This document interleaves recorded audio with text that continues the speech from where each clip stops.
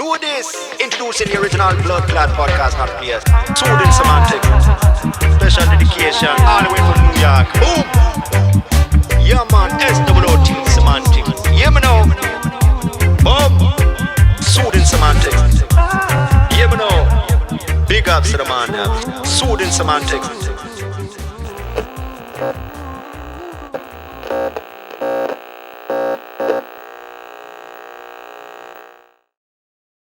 On another episode of Soothing Semantics, I am your host, Rafi Pinsky. Make sure to subscribe, like, share, leave your comments.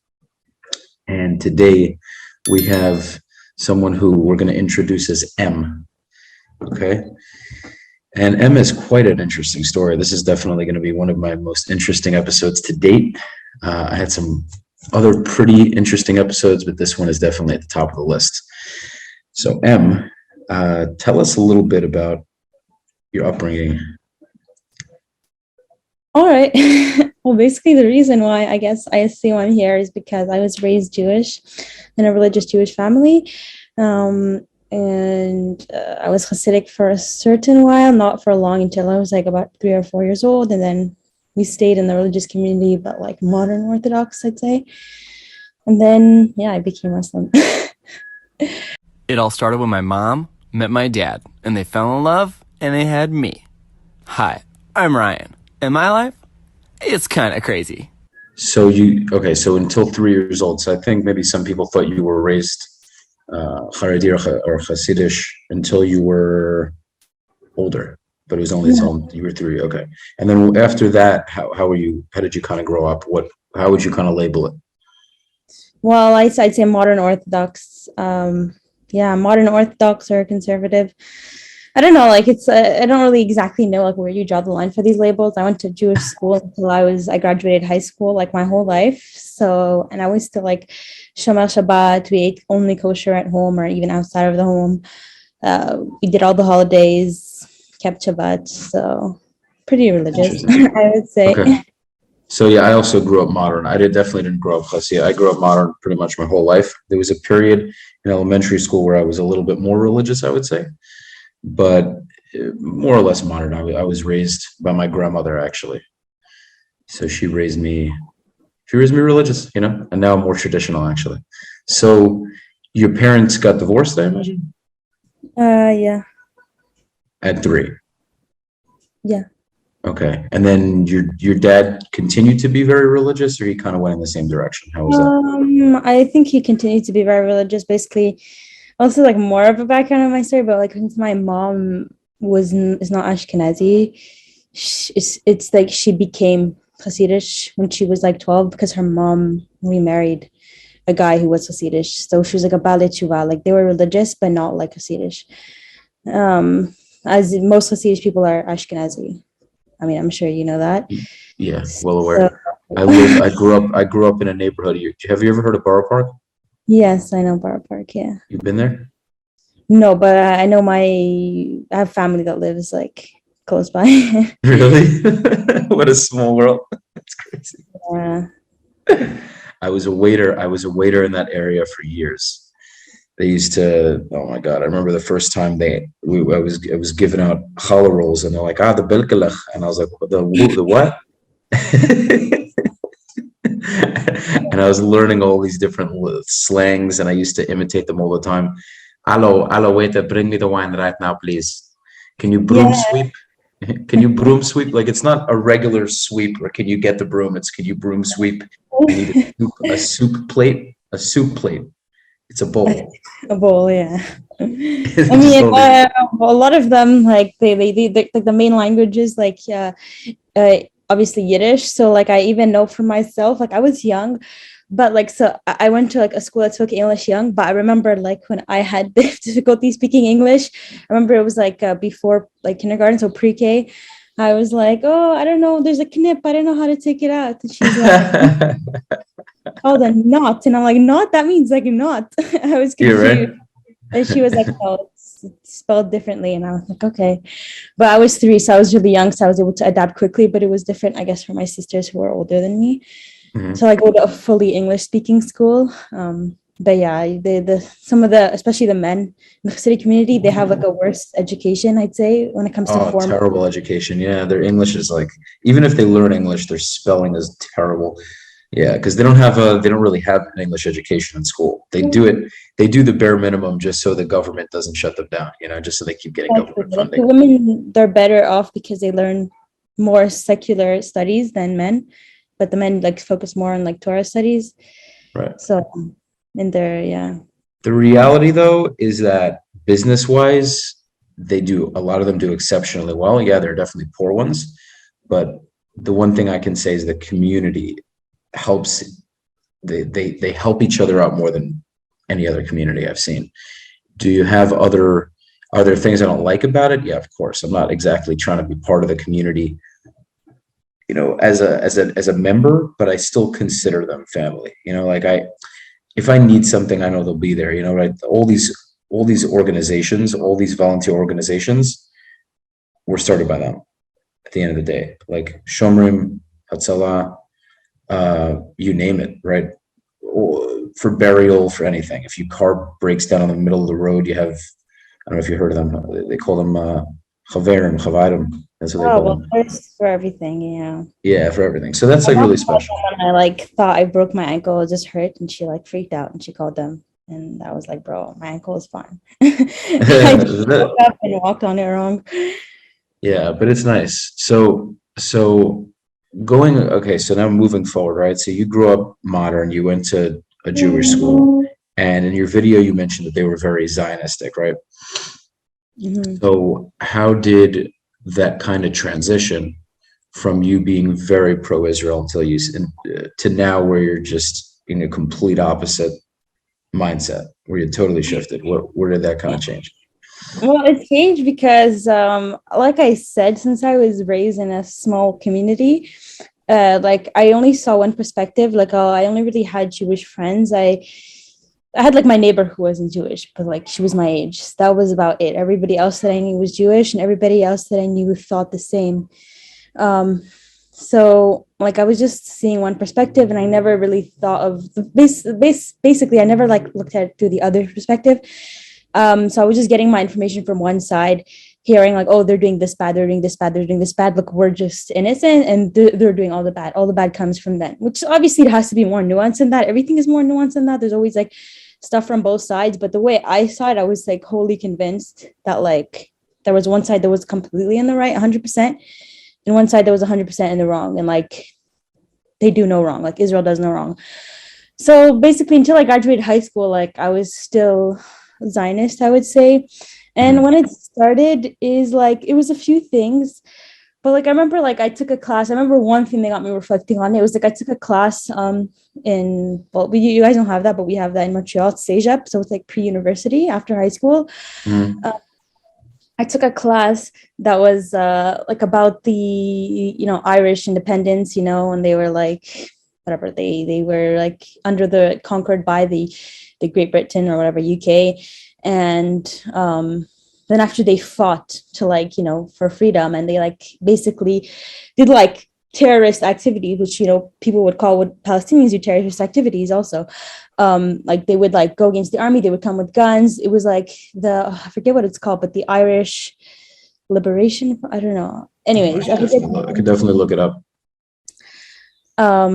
Yeah, because it was a few years ago. And I remember like the first that came to mind for some reason, I was like, this feels like, I don't know, this kind of like Palestinians. I don't know. For some reason, it just came to my mind. But at that point, I was still Zionist. And I was like, nah, whatever. It's different for many reasons, blah, blah, blah.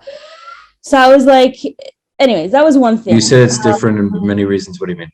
You were saying how you were rationalizing? Yeah, I was trying to be like, okay, but like it's kind of, it's giving me like flashbacks, like, like they killed innocent people, but like people were behind them. They're like, yeah, but it's for a cause because they're whatever, they killed soldiers, so somewhat innocent people.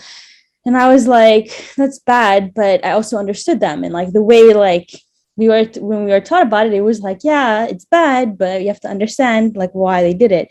And they ended up reaching independence. And this is obviously why Ireland basically today stands with Palestine, because they feel that they've gone through the same thing. That was one thing. And I had another class talking about, like when we were taught about the like Canada and like the creation of Canada and Quebec and the independence of Quebec in high school. Obviously, we were like taught about it from the Quebec government. It was like their curriculum. So they glossed over all the like horrible things that, you know, Canada and Quebec did to like the native people. But then when I went to CEGEP, we learned like, you know, a more like honest version of what happened. And I was like, okay, they just keep stealing land. They kept doing this and they did a lot of bad things. And also at that point, I was still a Zionist, but then something came to my mind. It came up to my mind, this like the Palestinian situation. And I was like, okay, whatever. That was just things in the back of my mind that like maybe I guess helped me push, like I guess realize, I don't know, later on. But what really changed my perspective, I would say, was when I made like an Instagram account. When I was like interested in Islam, I made a Twitter account where like I had like a fake profile basically just to like see what's up on the like Muslim side, to like learn a bit more about Muslims and post things without like, you know, being outed, because I don't want to put my name and face there. So quickly to interject, this is so fascinating. So once you started to question everything you've been taught, you wanted to kind of get to know the other side better. Is that what happened? You started to find a fascination with Islam, or the enemy, so to speak, right? Like what's going on the other side? Is everything I'm being told a lie, right? That's kind of where you're going with that, right? Yeah, exactly. I was like, I want to see like what the other side has to say, what's going on there on the other side. And basically, ultimately, when I did that, I was following a lot of Muslim accounts and thus like a lot of pro-Palestine accounts. And I started seeing things that I hadn't seen before, like, you know, like random attacks that I'd never heard of before, but like settlers doing, which I would never, for the life of me, thought would have happened, because like, oh, Jews don't do that, Israelis don't do that. It's only the Muslims and Palestinians who hurt innocent people. So I was like starting to see a lot of things, and like I was seeing more things from even like B'Tselem, like organizations. I know a lot of Israelis don't like them because they're like, oh, they're liars. But some of the things are just facts, you know, like stuff caught on video. And I'm just a very pessimistic person in general. So when I see something and there's like no actual proof, I'm like, I don't know. I want to see like the action actually happening.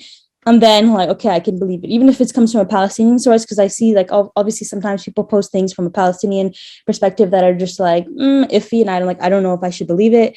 Well, real quick to interject, there's fake propaganda on both sides and there's truth on both sides, right? So B'Tselem, I think, will put out a lot of nonsense, but of course, if something is proof, if an Israeli living in Ayush, as you call them, settlers, would be throwing a Molotov cocktail or firing a weapon, right? Like if it's happening, it's happening, right? You can't, if it's clearly happening, it's happening, right? At the same time, there's a lot of BS on both sides. Well, it's time now on the programme for Truth or Fake with James Creedon, who's with me here in the studio. James, hello to you. This is our fact-checking element of the show. We are looking at whether images you're seeing online are true or not. And you're starting off with an image of a young girl. Now, the claim is she's Palestinian and she's been injured in the conflict with Israel. What can you tell us? That's right. So this is an image that has been circulating a lot. It was shared on Italian language Facebook, and it shows a girl, and the claim in that image is that she's Palestinian and that she was injured in bombs, by fragments of bombs that were dropped by the Israeli army. Now, in this particular instance, that's actually not true. And this particular fact-checking media in open.online, which is Italian language fact-checking, they were able to ascertain that that's not the case, and that in this particular instance, it was down to a syndrome called Sturge-Weber syndrome, which is a rare skin condition. So this was false information that was circulating online, claiming that this little girl had been injured in that particular situation. Now, this is something that comes up regularly in terms of it's been called Pallywood. That's the term that was coined. It's a sort of portmanteau of Palestinian and Hollywood. It's a coinage used to describe supposed media manipulation, distortion or fraud by Palestinians putatively designed to win the public relations war with Israel. But actually the term was coined by those who would have, I suppose, be more pro-Israel in their outlook. Right. In any case, it's very complex, and just to give you a sense of the complexity of it, this is going back to May of this year. Let's just play this particular image here. We should have some sound on it. So that particular video claims to show Palestinians in Gaza daubing fake blood and fake paint wounds on children to gain global sympathy, etc., etc., etc. So it's the claim here is that these images are part of a sort of an industry of falsification of images to gain sympathy for the Palestinian cause. In fact, those images, and this was Reuters, but various media were able to verify this. They were actually part of Doctors Without Borders, the French NGO, a campaign that they were engaged in to draw attention to the fact that there is real plight in the Palestinian territories and there are real injuries. And so this was a video actually designed to draw attention to that. So it was done and overseen. This is actually TRT, the Turkish international station. Actors taking part in a project by French charity Doctors of the World. So there you go. That was a project overseen by Doctors Without the World. It was in order to draw attention to the real plight and suffering, but it was passed off in that particular instance as falsification and willful misleading of the public. Yeah, and as you say, you know, this is clearly a complex, layered issue that you're dealing with here. And sometimes fake news can go the other way as well, where you have real images that are wrongly explained as being products of Hollywood. Right. So the first example we saw there, I mean, that was willful misleading, that was clearly a case of somebody taking an image and presenting it as something that it was not. That particular example that we just saw there, because it is involving face paint and whatnot, you could understand that people might be confused or not willfully misled, if you like. But there are cases as well of situation where this is Deutsche Welle, the German media. Now, they draw attention to this particular image. Now, not a speck of dust on the bassinet, truly a miracle captured by a New York Times photographer without the slightest staging done, because that would be unethical, etc., etc. And this was actually an authentic image from May of this year. It was captured by a New York Times photographer, Samu Abu Elouf, and it's being presented here as something that was staged. It was not. So the whole Hollywood thing, it's very complex and certainly highly politicized and points then clearly to the way that Palestinians and Israelis are trying to play out their conflict and win. Exactly, and win it's political. Public support. It's political communications. It's not. I suppose, an honest effort to demonstrate fakery. All right, really interesting. Thanks for highlighting some of that stuff to us, James. And now to a story that we have been tracking. They say, truth is the first casualty in war, and this phrase has never made more sense than it does now. In the ongoing Israel-Palestine conflict, the gap between truth and falsehoods is growing wider by the day. And a lot of credit for this goes to social media, where misinformation is flourishing. Fake videos and images are going viral, and tonight we'll call out these falsehoods and tell you how they are fueling the conflict. Let's begin with a video. This video that you see. It shows a truck-based missile launcher moving down a civilian area. This video was first shared by a US-based pro-Israeli account. It has since been shared repeatedly with the claim that this is from Gaza and that Hamas is using humans as a shield against Israel. This video is fake. It's not even from Gaza, it's from northern Israel. It was shared in November 2018 by an Israeli news agency. These are Israeli trucks. They got lost on their way. They entered a village. The account that posted this video has taken it down, saying, "Please accept my apology for the bad info." In terms of Palestinian news media, you'll see a guy wrapped up on a stretcher and then he gets up, and stuff like that has happened. Or they'll fake getting shot and then after the video they'll get up. Like, there's a lot of videos like that. I'm sure you've seen them, but they exist. There's also stuff where, like, they'll take a picture of kids bloody where it's from Syria from 3 years ago, and they'll make it as if it happened in Gaza in 2021, right? So they do stuff like that quite often, as a matter of fact. So that's okay, but I want to go back to your point. I want to give you the floor again. I just wanted to make that clear. But yeah, go on. Anyways, yeah, so basically I started seeing things from a Palestinian perspective, and then I kind of flipped my mindset on where I stand based on like how I justify what's happening. So before I would justify what's happening from a more I guess political-ish, I don't know, political standpoint, but this is what happens when you have a war, and when you win, you get the land. It's just logic, right? But then I starting to think about like, you know, more about like, in I guess some more humanitarian lens. I don't know how to describe it, but I was like, there's so many things they do that are just iffy. Just like taking, like I've posted on my TikTok like cases of like stolen homes where they just took homes of like houses built by Palestinians for their families, but then in 1948 they were like forced to leave, and then they could never return to their homes and get their homes back. And there's many houses like these, and it's not just like I mean, it's just a fact. Like you can even see like a lot of houses being sold on a marketplace, and they're like, oh, Arab style house, because like it was built by an Arab. Oh yeah, like Airbnb, an Airbnb or something, like a property that is now owned by a Jew and being sold for rental in the old city. Yeah. That at some point, right. It's just disappointing to see, because like you can know, and sometimes they even have like Arabic engraved, and like for example the whole city of Safed or Safed, whatever in Arabic, Sfat in Hebrew, it's like 99 point something percent Jewish now. I think 99.6% Jewish. I don't know what 0.6 means, but basically it's all Jewish, and like it's a Jewish town. But before it was a majority Palestinian town, a Muslim town, and you can see so many mosques there. And they just took mosques and transformed them into like art galleries and whatnot. And it's just upsetting to see, you know, like there was livelihood here, there was communities here, Palestinians, and now there isn't.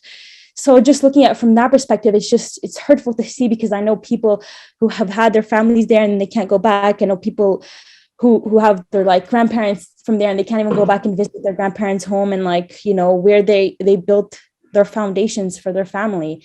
For example, my husband too, like his grandfather, they had a place in like West Jerusalem, like a house there. I believe it was West Jerusalem, but now West Jerusalem is Jewish, so like he doesn't have his house anymore. And like I think it was his grandparents, like parents who owned the house. So like his grandfather moved to like the West Bank, and then they came back to Jerusalem. But like a lot of his brothers went to Jordan, and like I think some of them went to Saudi, I'm not sure, but I know some of them went to Jordan, and now they're like, oh, but you're Jordanian now, like, and now they can't even come back to their homeland. Now their kids and grandchildren also, they're like, we're Palestinian, but we've never been to like the land of where we come from. And that's something that's important, because even myself, I feel a connection to the land, even if I was born in Canada, and I always wanted to go back and see like where my family comes from and whatnot, you know, where my mom was raised and whatnot. I keep saying whatnot, sorry. Whatnot about? Yeah. So anyways, I just found that very upsetting. And then there's lots of like, obviously other things I disagree with, you know, like how checkpoints are run, like the inhumane way they're done, and like how like when anytime like you put people in power, like soldiers in this, like it's been shown that like people, like power gets to them, and it just doesn't bring good things. Like, you know, the experiments, the Stanford prison experiments, like it was an experiment that like you're the soldiers, you're the prisoners, and they actually started becoming evil. And it's like, it's a normal human thing that like once you get put into power, like for a lot of people, you become like in a way evil, you do bad things. If you were put in a position of power and you're like with your gun and everything, and someone wants to pass over, you can just humiliate them and do whatever you want. And these are things that happen routinely every day. And the way they talk to you, like even I've been talked to rudely. Like I've never had to, like, I'm not Palestinian, I have an Israeli identification. So like, by the way, that's what's interesting on your Israeli passport. It has a Hebrew name. Yes, I have a Jewish name on it. So obviously, like I have a different situation where they're confused about me. So they're probably like so confused. Yeah. So this happens every time. So what do they question you for 2 hours? Like, what do they do? No, usually, like sometimes they don't, like not every time I pass through the checkpoint, they will ask me like for my passport. So I usually hope they don't, because my husband, he has a Palestinian, right? I mean, Israeli license plate, because he lives in Jerusalem. So usually they let us pass. They just look like everything okay, whatever. They go. When they take our IDs, sometimes they just look at me and they like quiz me. They're like, "What's your name?" Blah blah blah. My husband always tells me like, wear your scarf differently. We're pretty like a religious woman. But I'm like, bro, you look Arab. Your name is Arab. It doesn't make a difference. Like, either way, if I'm a Jewish girl with an Arab, it doesn't make it any better. But yeah, it's only when I go to the airport that I really get problems. But the last time I wore it, I was like, you know what, F it. I wore it like a proper hijab, because usually they just assume I'm alone, they assume I'm Jewish. But this time I wear it proper, and I was like questioned for a long time. You always wear the niqab? You always wear the full thing, or it's only because of your video? Only in your videos? Like it's not online. What happened? It's only online that I cover my face. Oh, okay. But normally you just do the hijab. Yeah, I just do a hijab, yeah. And usually when I would go travel, I would just wear it like a mitpachat, like a regular religious lady, you know. And given my name, they assume that I'm just a religious lady, a religious Jewish lady. So wow, so you kind of can play both cards in a way. Like in the right moments, you like, yeah. But okay. I think now they're like, now they probably put it in the system now that like I'm a suspect or something. Yeah, it's like it's almost like it's like you're a secret agent or something. Yeah. But yeah, anyways, just things like that. I started seeing things through a more like humanitarian perspective and a more like, is this right and wrong? It's not just about like, oh, politics, we want this, Jews are indigenous to the land. We have history there. Okay, sure.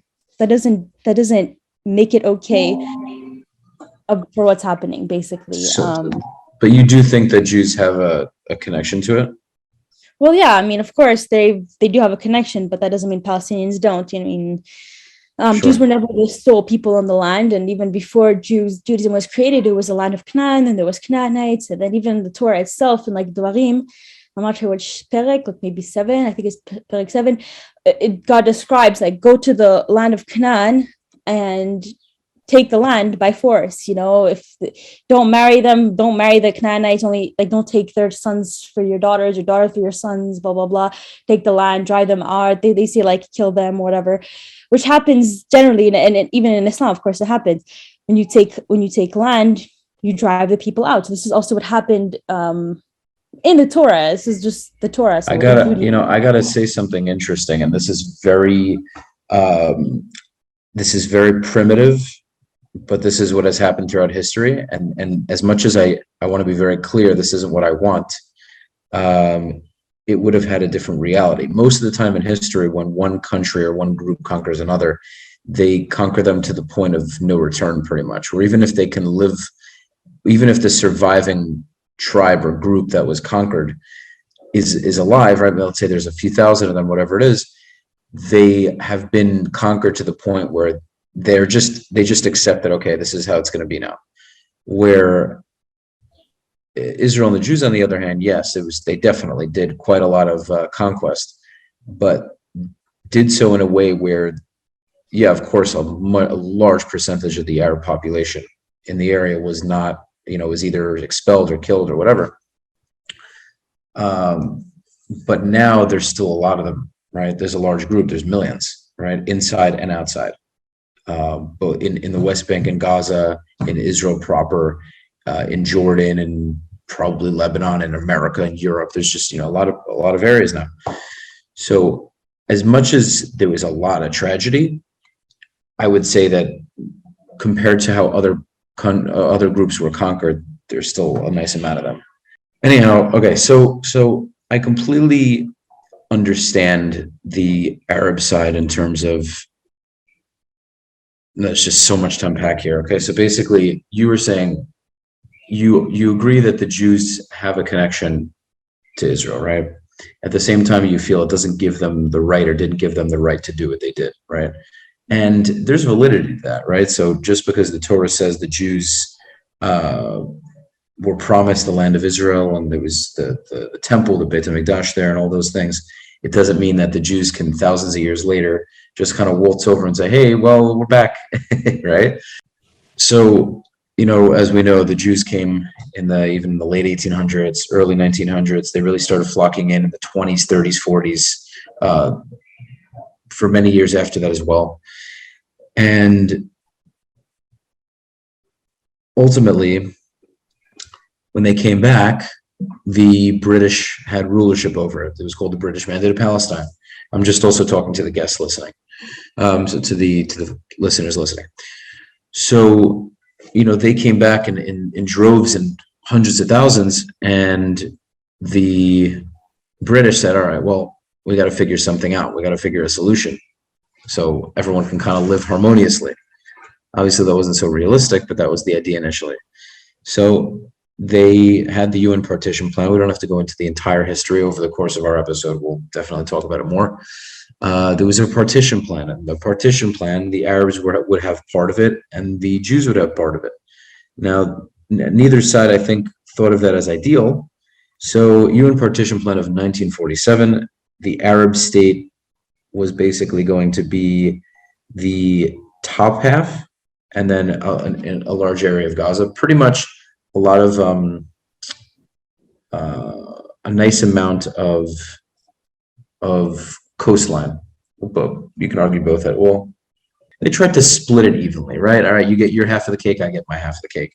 And the Arab world was not okay with that. They weren't having it. They're like, listen, Jews, you don't get to show up thousands of years later and make claims that this is your house and you want it back and blah, blah, blah. Like, we're here now. So the Arab world, many countries in the Arab world went to war against Israel. Israel won somehow, and this happened over the course of several years. There were different wars that went on, and somehow Israel managed to win. Now, what's crazy is how much they were outnumbered, but obviously in doing so, there were a lot of Arabs expelled, and we are where we are now. The fact that they went in, the Jews went in and did what they did. Now we are where we are. Do you think things would have been easier if both sides would have just agreed to split it? I mean, it might have, but I don't understand the whole idea of a partition plan.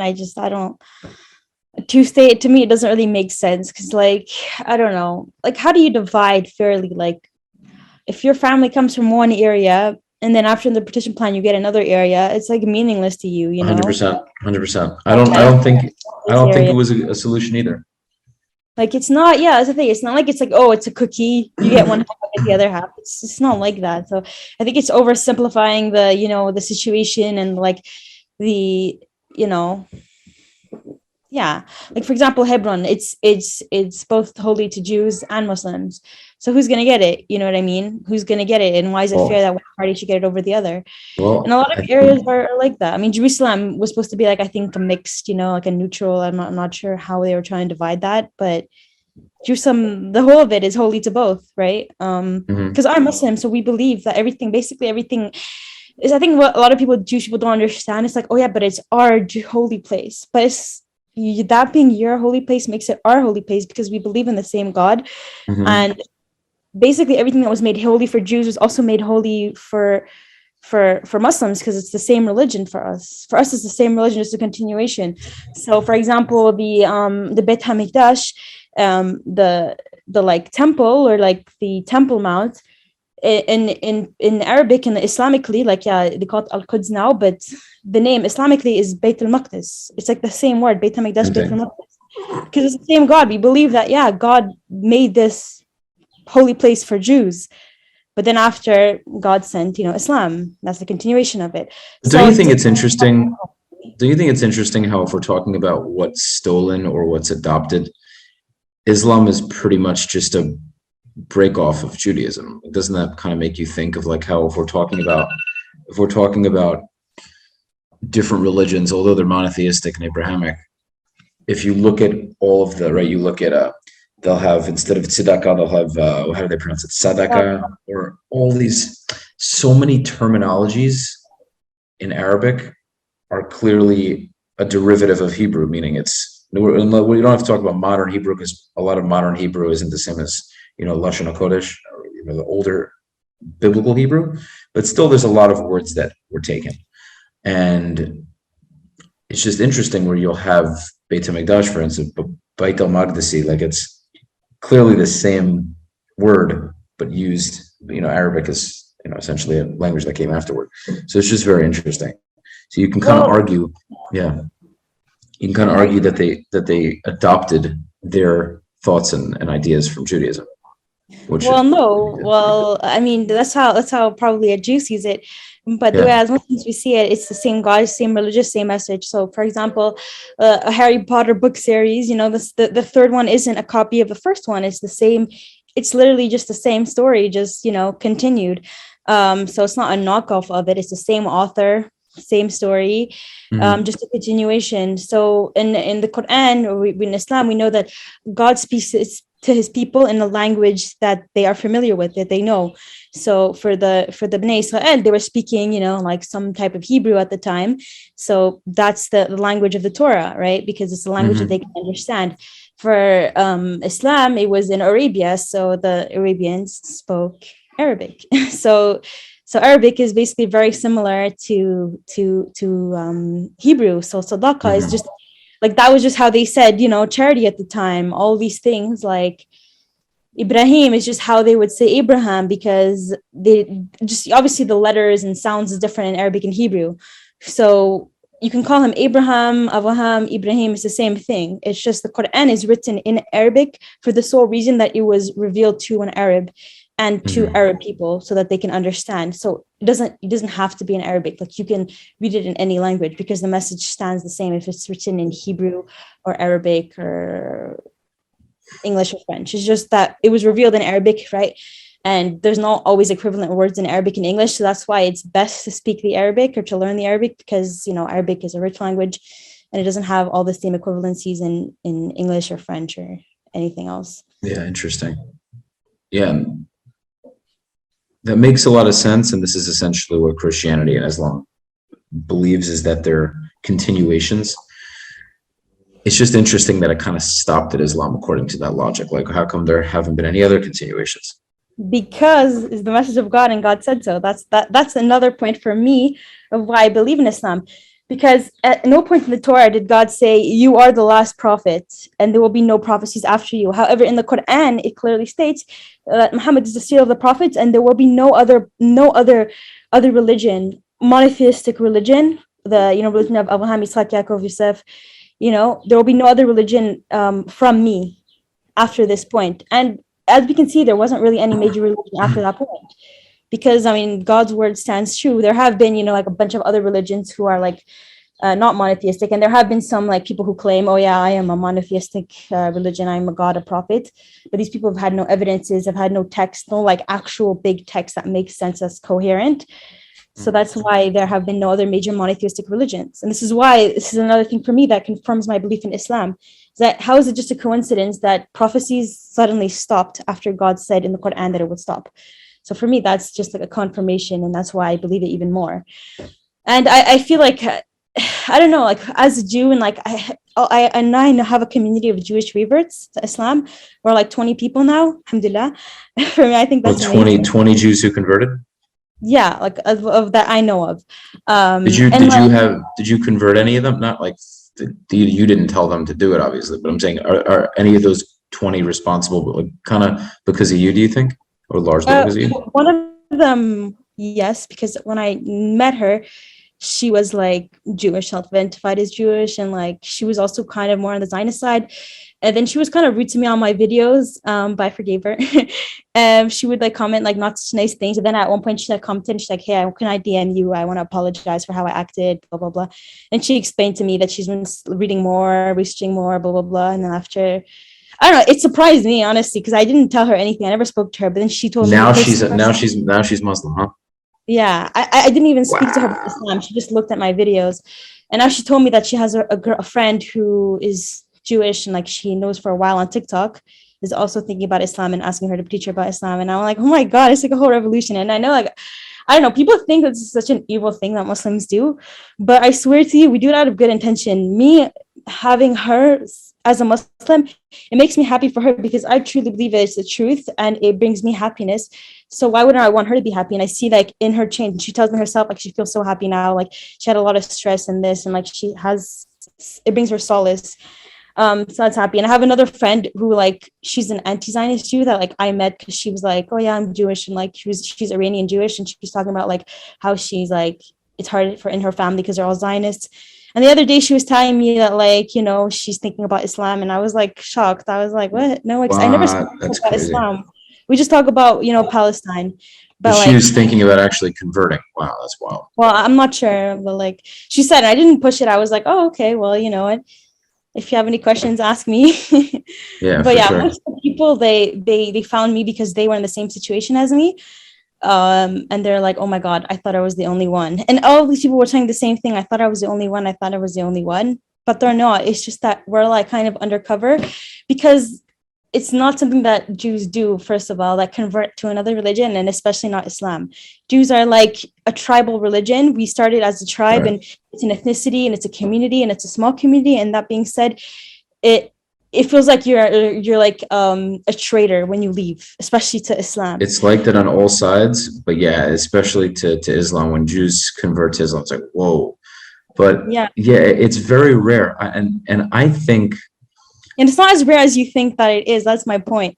it happens more than people think, but at the end of the day, it's still very uncommon. Even if people don't feel connected to Judaism, or they even think about converting, they don't do it out of pressure, out of like familial pressure and feeling excommunicated and all those things. So it takes a lot of balls, I guess you could say is the best word to describe it, to go out and be like, all right, let me go and completely change my life, knowing that it's going to very much ruin or make the relationships I have with the people I grew up with very difficult. Yeah, and the thing is that it just baffles me that I know that there's a lot of Jews who believe in God, but they don't follow Judaism. And they tell me and like when I had conversations back when I was Jew, like, this doesn't make sense. Like, this doesn't make sense. Why should I do this? I don't keep Shabbat. It doesn't make sense, but I believe in God. But if you believe in God and God in the Torah, according to the rabbis, and you say you must keep Shabbat, why don't you follow your own text? If you believe in God, that means God wrote the Torah. And if God wrote the Torah, it's his word. Why don't you want to obey his word? To me, that's baffling that they believe in God, but they don't want to follow the text because it doesn't make sense. And it's like it doesn't occur to them that maybe there's something else that can answer their questions. And for me, it took me a really long time to like accept that, be like, okay, maybe I should look into something else, because maybe something else will help my questions, because I always believed in God. And just like those people, at one point I started having difficulties doing things like Passover meals and this and that. Why do I read the Haggadah? Like, who wrote the Haggadah? It's not from God. Like, who says that we have to say Iman, Ishtana? Like, this doesn't make sense to me. I'm just eating karpas because of like the tears and blah, blah, blah. It's okay for it to be like, okay, I do it to remember because it's a tradition. We remember, it's symbolic, blah, blah, blah. But to me, it's not from God and it's not religious. So at some point I started distancing myself from that, but I still believed in God. And that's why I basically found Islam, because I found a way of believing in God and also obeying God in a way that made sense to me.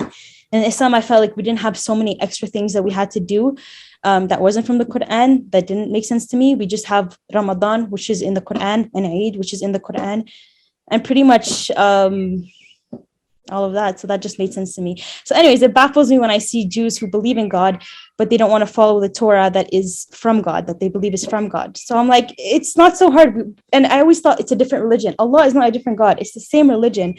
Yeah, people always do that. People always do that. It's funny. Like they'll be like, "Oh, you're Allah, you're God." It's like it's the same thing. It's all the same. Like, we believe in the same God. It took me a very long time to get over that. And when I was able to finally get over that and to accept that, at least from my understanding, that Allah is just God and Islam is a continuation, a clarification of Judaism. It's the same principles. There's so many similarities that people don't realize. It's just a continuation of it. It's very similar. It's so similar. But that's when I basically accepted Islam, because I'm like, there's no reason not to believe it. Why should I not accept, Muhammad as a prophet when I accepted all the other prophets before him, just because Torah doesn't mention him, Right. I hear those points. And there's the you mentioned the idea that a lot of Jews don't follow, and that's definitely true. And in Islam, do you have a lot of I guess you can call it rabbinical texts, because I don't know how you would say it in Arabic, but imams or sheikhs, like do they put out text, I'm sure, right? So no, not in the same way. So there's no like Talmud equivalent. Like the closest you can get, and I made a video about this, is like hadith. The sole difference between hadith and the like Talmud is that the hadiths are from the Prophet, chosen by God, which the Talmud isn't from rabbis chosen by God. It's just rabbis, and it's not from prophets. And then the Quran itself, it says follow the doings of our prophet. So when it comes to hadith, some of them obviously can be iffy. We're not sure if they're actually legit or not. So you have to follow, I guess, like which ones have stronger chains of narration, stronger evidences. And obviously, like like, for example, if it says like, if you pray this extra prayer, then God will bless you this much more times. Like, what do you lose by doing that, right? You're not doing anything really extra. You're not doing anything that can be like bad. You know what I mean? I don't know how to explain it. But anyways, the basic point is that it comes from the prophet. These are the words and the sayings of the prophets, and the prophet was chosen by God, and God also said, follow the doings of the prophet. Whereas the Talmud is written by rabbis that God never chose. You know, God never said, listen to these rabbis. When they tell you something, they're right. So that's the basic difference. So then the only other text we have is like tafsir, which is just like explanations of verses of the Quran. So if there's a verse of the Quran, like Quran, then there's like some sheikhs who can like interpret it, be like, okay, well, this means this use. It's like a Rambam, basically. Okay. An explanation. Okay, that explains a lot. And because you've mentioned like Kariya Jews, you know, and how basically Kariya Jews, for anyone who doesn't know, are Jews who essentially only follow the Torah directly. There's no rabbinical teaching that they really hold as important. They just follow things directly from God's mouth, supposedly, which I can understand, right? And that's what you've said in one of your videos that you resonate more with. So I hear that. And there's also less room for misinterpretation. You kind of have that one way of doing things, and that's it. So when you have Sunnis and Shias and all that, they believe that there's a different predecessor to Muhammad, and I think that's kind of where it stems. But do they follow the exact same Quran, or are there differences? The Quran is the exact same. The difference is the hadith. So like I said, the hadith is the saying of the prophet. So they, although regard some people as invalid, they're like, no, this guy, like Bukhari, he doesn't know what he's talking about. Like, how does that work though? But how do they develop those different opinions? If Islam is true, then how do they develop such differing opinions? And how do you know which one's right? So basically, these are compiled by human beings, right? The hadith, you have to keep in mind, it's compiled by human beings, and it's human beings who supposedly are just recording what the prophet said. So when you have a lot of people supporting the fact, yeah, the prophet said that, the prophet said this, yeah, I was there. It's like, okay, he probably did say that. It's just like in general, if like someone says something and you have like a bunch of witnesses, and then once I said, oh, I heard him say this, but there's no witnesses, then you're like, I don't know if he really said this, so I don't know how valid your statement is. So the problem is with Shias, personally, like, this is not an anti-Shia thing, but personally, like, I am just Muslim. Aren't Iranians Shia? Yes. I'm just Muslim, and Sunnis. So what's your Iranian friend going to do? She's going to be a Sunni Iranian? Oh, but she's Iranian Jewish, so well, yeah, she doesn't live in Iran. She lives here. Like, it gets very confusing, man. But that's what gets me. It's like Sunni, Shia, Alawi. It's like if God sent one message through Muhammad, and Islam is true in your opinion, then how do you still have all these different groups, right? Because for instance, with Judaism, you have different teachings, but it's the same Torah for everybody. Sephardi, Ashkenazi, whoever, they all have they have different nusach, like different traditions. But when it comes down to it, everything is kind of the same in terms of what they're all expected to do on how would I say macro, micro. I just want to be able to explain this a little bit better, right? Like they'll eat certain foods, or they'll have restrictions on what they can eat on certain holidays, or they'll wear different clothes, they'll listen to different kinds of music. But when it comes down to it, they all learn the Talmud, right? Well, all groups do learn it. Not every single Jew learns it, but all groups definitely learn it. They all you'll have Sephardi guys honoring Ashkenazi rabbis. You'll have Ashkenazi men honoring Sephardic rabbis, right? And they'll revere both sides. Whereas I feel like Sunnis and Shiites, they're just completely like, they kill each other. It's not as different as you think it is. So a lot of it is just political, but like doesn't that get you though real quick? Like they literally murder each other. No. Well, listen, basically they follow the same exact text. The Quran is the same. The differences are like saying like gebracht, okay? It's that's similar differences. It's so funny. Hold on. It's amazing watching you wear a niqab and say gebracht. It's so good. But anyways, it's like the same equivalent, or like waiting 3 hours versus 6 hours. to after meat and dairy, you know. It's the same equivalent. The differences aren't that big. The difference is that, like, first of all, us as Sunni people, we believe we're Muslim, we're Sunni. Shias, however, they're the ones who kind of added things to it, so it doesn't like delegitimize it, because any group can have people who add things. It's like Messianic Jews who say we're Jewish, but we do this, we believe in Jesus. It's the same thing. They're like the Muslims who say, oh yeah, but like they revere like Imam Ali, like it or not, and Hussein. They always mention Ali, Hussein. They have all over their profiles. They usually put it 313. They have extra like holidays they do, and they basically deviate from the Quran, from the message of the Quran and the Hadith itself, because there aren't any Hadith that say to do these things. However, they do these things in order to like remember. So they You said doo-doo. worship graves, like go to graves and they go to like, you know, like, oh, graves of rabbis, and they pray at the graves of rabbis and ask them for miracles. Shias do the same thing, you know. It's not from the Quran, it's not from the Hadith.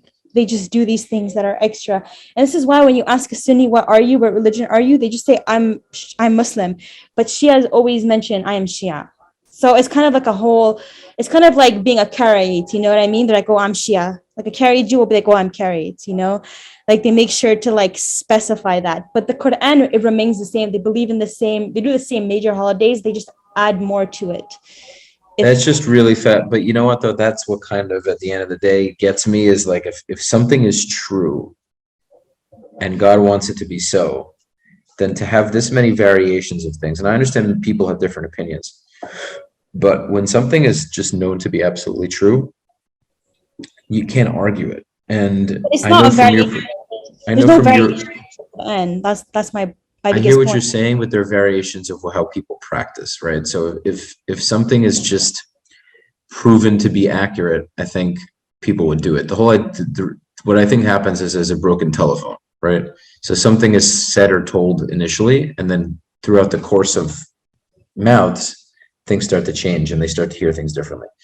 So to me, ultimately, the reason why, and it's funny because I think for a lot of people that convert to different religions, they're simply seeking meaning that they didn't have somewhere else. And I'm not bashing you for becoming Muslim. Like I said before we met, we had this meeting.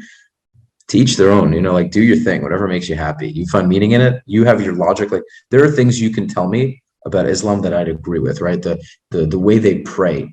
There's a lot missing in the Ashkenazi, and for whoever doesn't know, the European Jewish prayer. What I mean by missing is there are some people that are very connected to it. There are very nice songs and people do get very into it. And there are a lot of Ashkenazim that take prayer very seriously.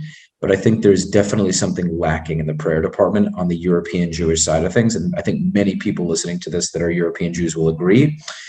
There isn't enough richness to it. A lot of people, they'll go into synagogue, they'll talk, they'll just kind of mumble through it. There isn't really a strong connection. And I think it isn't as deep as we think. I think to a large degree, it's because there isn't a connection. The same way Sephardic Jews have a connection to the way they pray, there's just a beauty to it. Muslims have that same thing. And I think there are Christians that love their prayer too, but it's not the same. When you see a video of people praying in a church and they're doing all the gospel and all that, there are people that are insanely connected to it. But I think a lot of people are just sitting in the bench, like half falling half asleep. Whereas with the azan, it's something very powerful. Like and I think it's even written in certain rabbinical texts where they talk about how Islamic prayer is very powerful. I've heard this before and I have to see if I can find it. But it's beautiful. Like, there's no question about it. It's very beautiful. But for me, it doesn't cause me to want to convert. I just see the beauty in it, meaning I can appreciate the beauty in it and say, oh, well, I'm still going to be Jewish. I love Judaism, but it's such a beautiful thing. There are plenty of times where I've been in my car and I just put it on YouTube and I listen to it and I enjoy it. I listen to Arabic music all the time. I probably know more Arabic music than you do. Honestly, you probably couldn't name me a singer I don't know. Yeah, probably. I don't know. I love Arabic music. So I have a lot of love for it, but at the same time, like for me, just when I think from a logical standpoint, religion as a whole, there's a lot of holes in it. There's a lot of Like what? things that What would you say that would not make sense, that would hold you back from being a Muslim? I feel at the end of the day, if like I said to you when we spoke in Instagram, religion to me has a lot of beauty. There's a lot of things that make sense in it, in the sense of keeping people grounded and keeping people from becoming absolute nut jobs. But then again, it also pushes people to become nut jobs, because people will be people at the end of the day. So there are aspects of religion that bring peace and tolerance, and there are aspects of religion that promote violence. And I think that we always try to sugarcoat it and rationalize. All religions do this. Well, it's not the religion, it's the people. Yeah, technically, but there's definitely violence that's talked about. Okay, the whole. Well, I know this is a song, and I'm not necessarily going to say it's in the Quran anywhere, but they do talk about the Garquad tree, if I'm pronouncing that right. They talk about the Jaish Muhammad, right, like Muhammad's army. So you have a slang that a lot of Palestinians or other Arabs say. They say like Khaybar ya Yahud, Jaish Muhammad's. Forget the rest of it, but I could Google it. You've probably heard of it.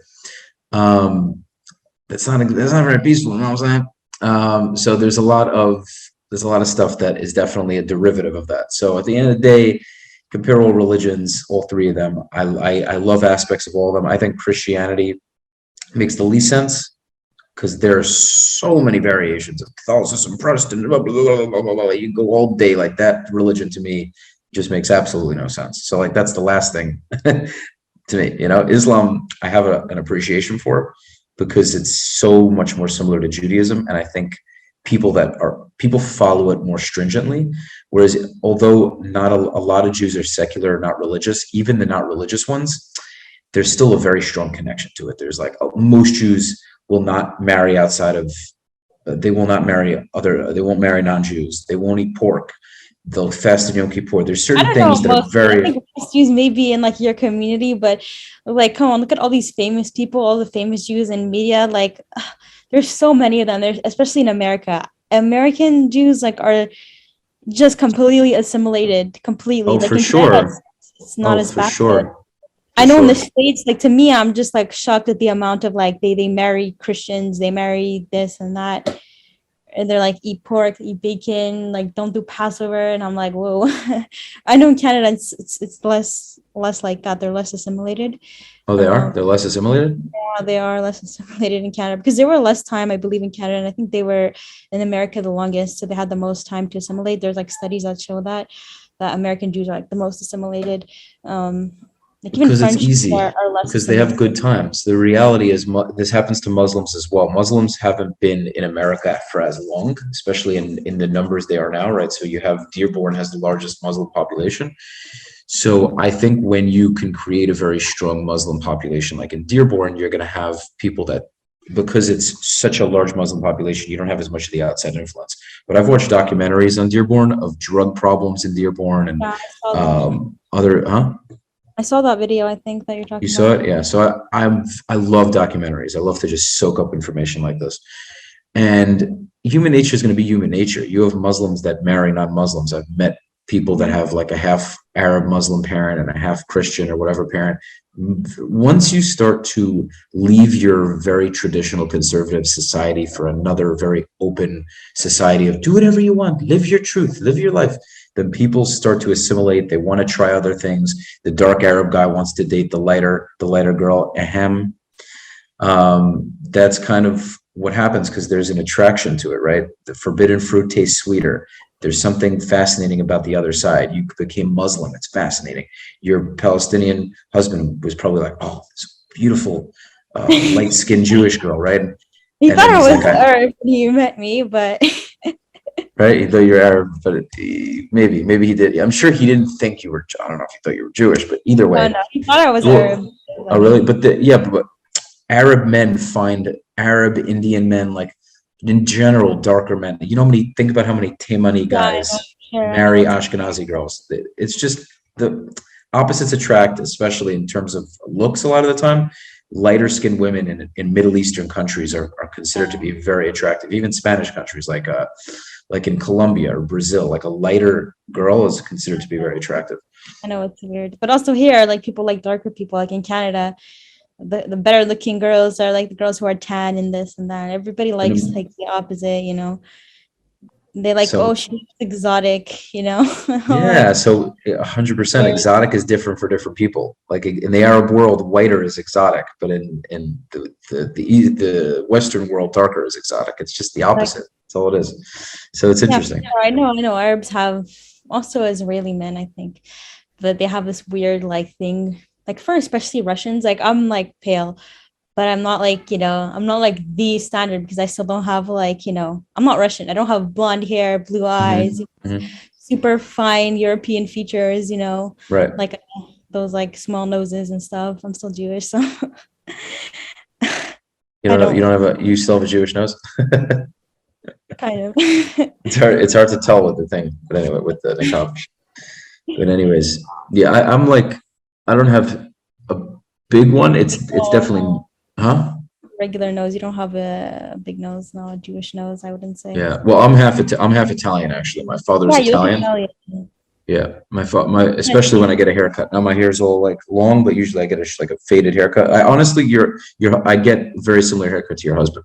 He's just darker than I am and has like, I guess, darker hair and all that. But yeah, I get the same like fade over here, longer hair, the beard, whatever.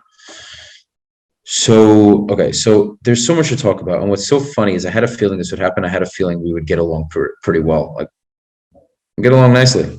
We have our disagreements for sure. You know, we talked about a lot of things. We talked about the weddings, the Arab weddings, or the Shaheed ceremonies where you have a bunch of people with guns. By the way, mind you, my editor is from Pakistan. His name is Ahmed, and he is not pro-Israel. Like, this is the craziest thing. I don't know. He might have started to change his thoughts a little bit.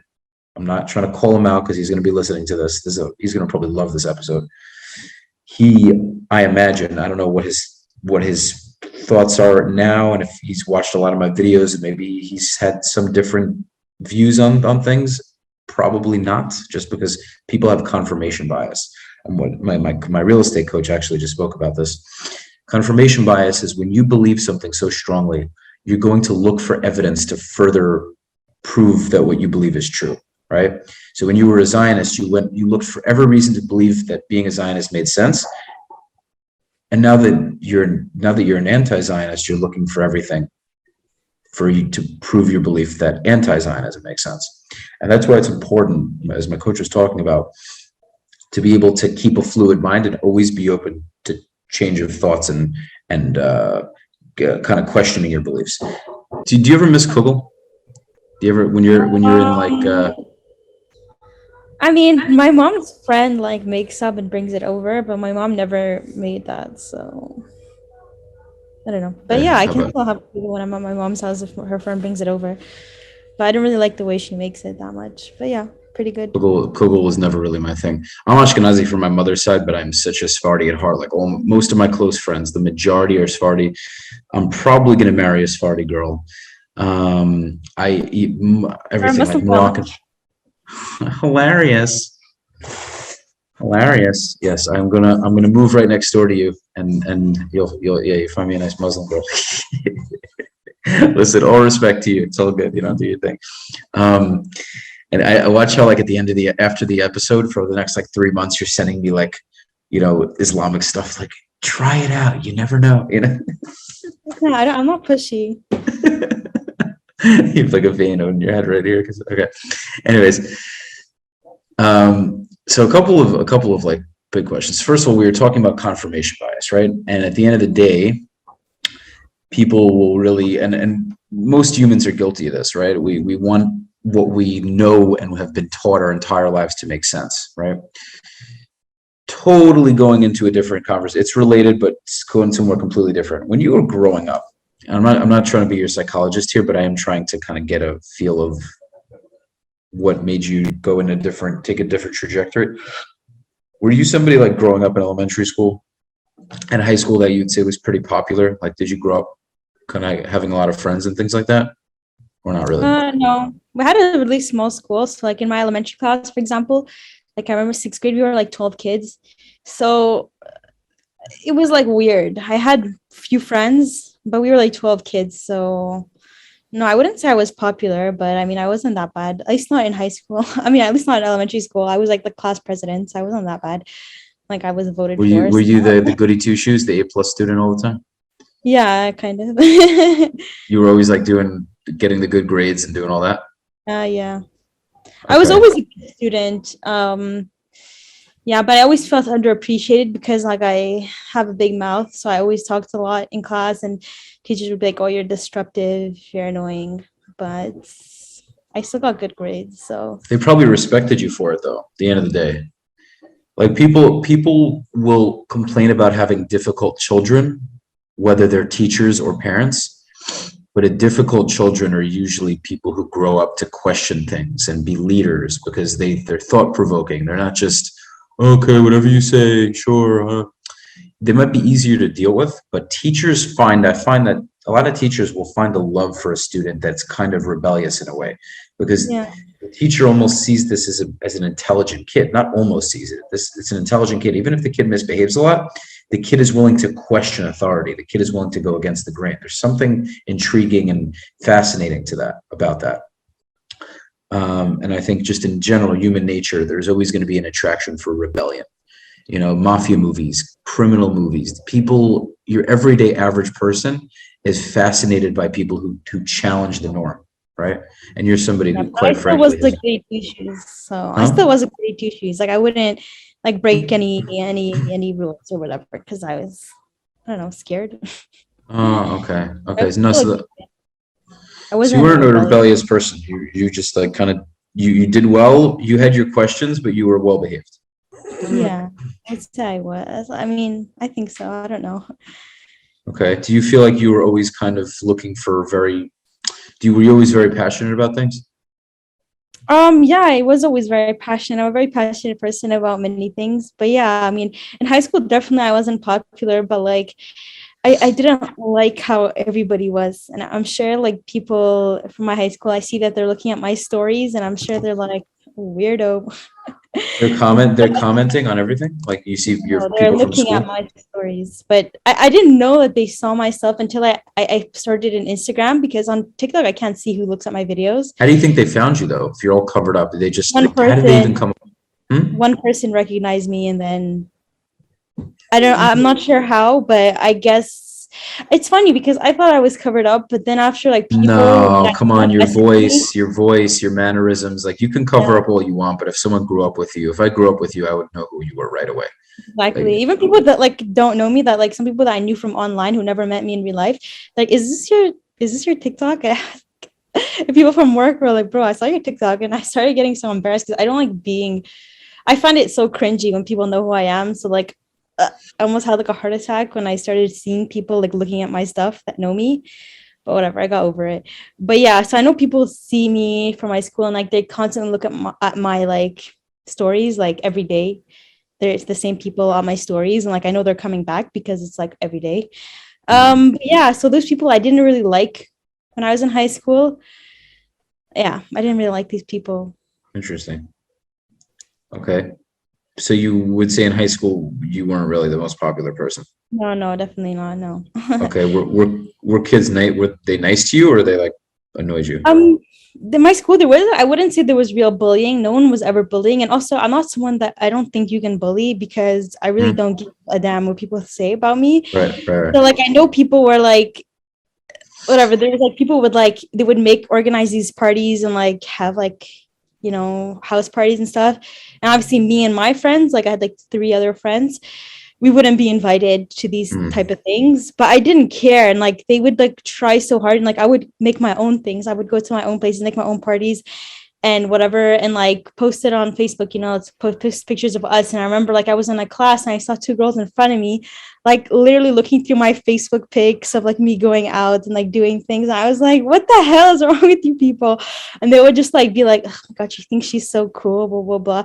And I think what bothered them was the fact that I didn't care that they were out of all these things. And they like got this power from like being like wanted, and like everyone wants to be their friend and everyone wants to like them. But I was like, these type of people are not people I want to be friends with. You know what I mean? Like, Very smart. I didn't grow up rich. I grew up with like a single mom, so I didn't have like half of the things they did. You know, they had like laptops, iPhones. Oh, I didn't have. resonate with that. I resonate with that so much. I grew up with just my grandmother, and we grew up very poor in a basement, and she was able to have friends. I mean, she worked 9 to 5. I always had the necessities, never had any luxuries. Did not have a car Exactly. growing up. I had to take public transportation Yeah. everywhere. No one in my family drove. She has a few sons. Yeah, None of my like, uncles drove at the time. They both had bad eyesight, so nobody drove. So all my friends were getting driven around, carpooled everywhere. I had to take the buses and trains. Not a it was big deal. exactly the same for me. My mom didn't drive, and like I didn't have anyone else in my family because like everybody didn't live here. Mhm. My grandmother doesn't drive because she's old, and that's all I had. So I like was taking the bus since I was in the 4th grade, you know. Mhm. And I don't know, people had these parties. They had like, and even as a kid, I couldn't go to birthday parties because I had no way of getting there. So I would like cry, but whatever. My mom's like, get over it. Yeah, But that's yeah, so good. like I grew up not like these kids. So like I also didn't like how superficial they were. And, like I went to a Jewish school and it was private, and we got in because of like financial aid. We have like Jewish communities who like, you know, pay for Yeah, kids to my go. grandmother had people help her out too. It's funny. It's the Exactly. same story. Yeah, so basically I didn't know. Like I heard people crying. They're like, oh, I went to this, like I heard this kids talking like, yeah, I was on this cruise and like the room was so bad, it was so small. I had to sleep on a bunk bed. I'm like, yeah, I live in Shut a up. four What- sister. Like, Shut please. up. You got to go on a cruise. What right do you have to complain? Yeah. Yeah, exactly. It Like would be with like my a normal thing, like vacations. Like I never in my life went on a family vacation, you know what I mean, in my life. So to me, it's not, I have a different reality than these kids. And they Mhm. just like, I just didn't want to be them. Like even today, if I met them today, I don't like privileged. I don't resonate. I'm not, I don't like them, but I just can't resonate with them. I can't relate to them. And thus like my friends, none of my friends, I've never had any rich friends either. Like all my friends have Well, never been. I guess moving to Dubai is not on your list of to-dos, huh? Gosh, there's like a part of me who wants it, but then I'm like, no. Well, I'm just saying that's where the privileged Arabs live. So since Yeah, I know. since That's you the thing, moved on like, to kind of grosses me out. Like, I'm like, I don't want to be part of that. But obviously, like with social media and everything, they create that oh, and desire of those wanting to do oh my that. God, the children of those billionaires, you want to talk about entitled and rich and all that? Phew. They're used to a standard that most wealthy Jews can't even fathom. Yeah. Like But also they here, get like if you go to like some cities in here, like Tel Aviv, like near Tel Aviv, Herzliya, these people have like gorgeous houses, and it's just yeah. astonishing to because they have like beautiful houses with pools and whatnot. And then, you know, where I live, it's like there's like 20 people living in a small place because we don't have building permits. And Well, there are also Arab Israeli areas where that's a lot of the nicer cars in Israel are the Arabs have, yeah, by but the they way. buy stuff they can't afford just because they like having nice things. My What's husband is up the with type that's to buy that's what it is? BMW without any money. You know, there's also a lot of Moroccan Jews who do that. I think Ashkenazi Jews are like not as much like that, but I know a lot of Moroccans, at least in my experience, they pretend they're rich, but they're not rich. It's Syrians, but in America, at They're least, Moroccans. it's Yeah. Syrians who do it more than anybody. So sorry to put Syrians on blast, but I'm not sorry, not sorry. You know, they're like notorious for that. A lot of them do have money, but a lot of them don't. And Yeah. they have to have a certain standard. Like if they don't meet a certain standard of car or house, they are just not an accepted part of the community. It's crazy, but like they have to keep up with the Joneses. It's Yeah, like a requirement. a lot of communities have that. So for me, when I grew up, it was like the Moroccan Jews, like they knew like they didn't really have much money, but like they always had the gorgeous, like expensive cars. They had expensive like jackets that cost $1,000. But like when you knew like, oh, their mom doesn't work, their dad does like this not such good job, but they always had this like standard of like, you know, and a lot of Arabs here too, that too. Like I see a lot of them, they're like, What's up with that? Why are they so car obsessed? I don't know. I think they just like cars. Like for example, my brother-in-law, he has like a Cadillac, like a really nice Cadillac. But I'm like, he lives Here? still, yeah. They have I don't think I've ever seen a Cadillac. It's very expensive to get a Cadillac here. Like very, like imagine how expensive it is to get in the States. How does he even much get the more parts? expensive. It's an American car. It's not even like a German or Japanese No, car. they It's an American. import. They import stuff. Also, he's in like his father is a mechanic, and he also worked at his father's Oh. mechanic shop, so he knows like how to deal with cars. By and how the to way, get- that real quick, that reminds me, I was in a pillbox. You know what a pillbox is, right? It's those watchtowers. Yeah. So I was in one of those, and there was a mechanic shop, an Arab mechanic shop. It was right outside of, what was the village? Dear Nizam, I forget the name of the village. Anyway, they were listening to it. You ever heard of Subliminal, the rap group? Yeah. Okay, they were listening to a very Zionistic song, and it made no sense. I was like, do they understand what they're listening to? I was like, Yeah, I know Subliminal. I was like, what is going on? They're literally fixing a car, right? They're wearing the tracksuits. They got the haircuts, right? The classic RC haircuts, and they're just listening to Subliminal and Hatzel, and they're going off on Israel and everything. And I'm like, this is a joke, right? I was like, I was mind blown. I was like, I guess they just like how it sounds, because they have to understand it. They deal with it like Israelis all the time. They definitely understand what they're talking about. It's Hebrew, yeah. So, but it was like, didn't make any sense. It was like an Israeli mechanic listened to, like, well, this, I wouldn't say it's that extreme, but like a Hamas nasheed or something. Like, I don't know. I think that's a little different, but anyways, now you see, I'm pretty well versed in this stuff, right? For an American Jewish guy, I know more stuff than you think. Yeah. Because I'm like, stuff really fascinates me. So here's another couple of things. First of all, does your husband know that we're having this discussion? Yeah, I told him. He was like, "Do what you want." I don't know. And he knows. The trap, and he knows like the details about me, or like he kept that a secret. My husband, I would say, is I'm not extreme, okay? So don't. No, but I'm saying my husband is less extreme than me. So what? If people see me as extreme, my husband is less extreme than me. Like, he's just like, meh. No, but I'm saying in terms of like my army experience. Like, did you tell him that part? No, but I don't think he'd care that much. Is what I'm saying. Really? Yeah. Interesting. Like I guess he grew up here, so he's more used to like these kind of things. Like, whatever. It's a guy in the army. Like, who isn't? Like, every single dude I know, Jewish guy I know, is in the army, so it's normal for him, right? Yeah, I guess that's fair. But then again, I'm an American guy, like, doing a podcast with you, meaning like it's one thing to know them, it's another thing to like have a discussion with them. So I was just interested in like if you totally kept it a secret, or if you're like your husband would be really mad at you, or no. He's right there. Okay. So it's cool that he's accepting of it. Does he understand like what we're talking about? Like, could he understand us even? Probably not. Okay. So you speak to him in Hebrew mainly, right? Hebrew and Arabic, yeah, but mainly Hebrew, yeah. But transitioning towards Arabic. So how good is your Arabic at this point? I mean, it's pretty simple, like not very good, but I can say like basic things like, where are you? Where do you want to go? I'm hungry. So how do you talk with other people? Like if you're meeting his family, or you're meeting his friends, you're sitting down having a nargile, having a shisha, or you're at like what do you do when you're at a shop? Like you're at a restaurant, so you guys are speaking in Hebrew together? Like, do you feel it's awkward? Like, it's awkward, yeah. When I'm in the West Bank, like, I prefer not to like speak Hebrew, just because it's just weird. People will just be looking at me, and I don't want that attention. Yeah. So what do you do? So I just kind of speak Hebrew. I speak Arabic mostly, basic things, or I could just like speak in a low voice in Hebrew. I'm like, oh, but my Arabic is not that bad, I guess. But we don't go that much. Usually we go around and we speak in Hebrew, like. In the car, it's comfortable. In the car, you could just be yourself and like let it out, because no other Arabs are there to like, why is this girl wearing a hijab speaking Hebrew with her husband? What's going on here? Because they probably might understand, like, okay, maybe like, she's a convert, but I don't, because it does happen, but they're aware of this, but I just don't want that attention. But like, for example, one time I remember what happened. That was the first time I came here. And like, I didn't speak Arabic like at all. So I remember I was at a shop and I was like looking for a broom. And like there was a guy crouched and he was like doing stuff. He worked there. I didn't see his face, so I didn't know if he was Arab or Jewish or whatever. And I was like, "Excuse me, do you guys have a broom in Hebrew?" And he turns around. He's like, "What?" He didn't know like what the broom word meant. He's like, then after he saw that I was a hijabi, so he was like speaking to me in Arabic, like, "Oh, what are you looking for?" And I was like, it was so awkward. And I was like, "English?" He's like, "No."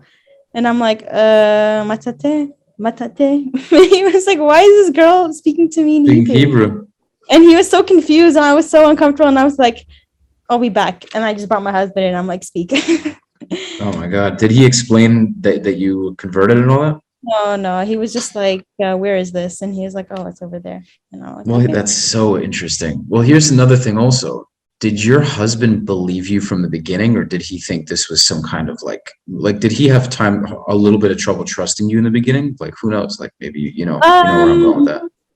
No, I don't think he thought like I was a spy. He told me after that he had a doubt. He was like, is she a spy? But like I never felt that when we were getting to know each other. Like I think shows like Fauda have like, well, forget about the show, but like because this stuff, it's not really common with women though. It has. Yeah. Yeah, it's not very common with women, but also at the same time, people ask me that, I'm like, if I was like a Mossad agent, I wouldn't say I was Jewish. I would just pretend I'm Muslim, like what would be the point? 'Cause I'm Oh, Catholic. 100%. Oh, there's too many things that make no sense. Yeah, It I'd be wouldn't be casting down myself. Like I would just say I'm Arab and like I can pass for an Arab if I wear a hijab. Like right. No, they wouldn't be done that way. It would make no sense.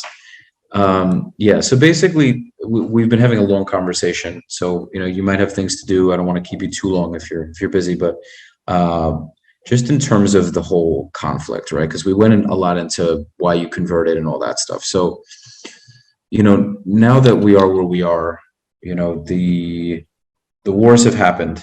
The Jews are the ones that have the power. What do you think is a better solution going forward, right? Now, you clearly, I don't know where you're not clearly, that's why I'll ask you, what do you think makes sense now? Whether you want to be fully honest with me or not is up to you. Do you prefer that all the Jews leave, which is it's not gonna happen, but do you prefer that they all just picked up and left, and that it was, the flag of Palestine was put in the ground and it was called Palestine according to the rest of the world? What would you like to happen in theory, and what do you think realistically would be the best possible way to go about things? Well, I don't think it would. I don't see a need to like have Jews leave, because you can't really. A lot of Jews were there since the beginning for a lot of times. Yeah, there's a lot of people who come from like Russia and random places, and they're like, yeah, I'm Jewish, blah blah blah. I deserve to be here.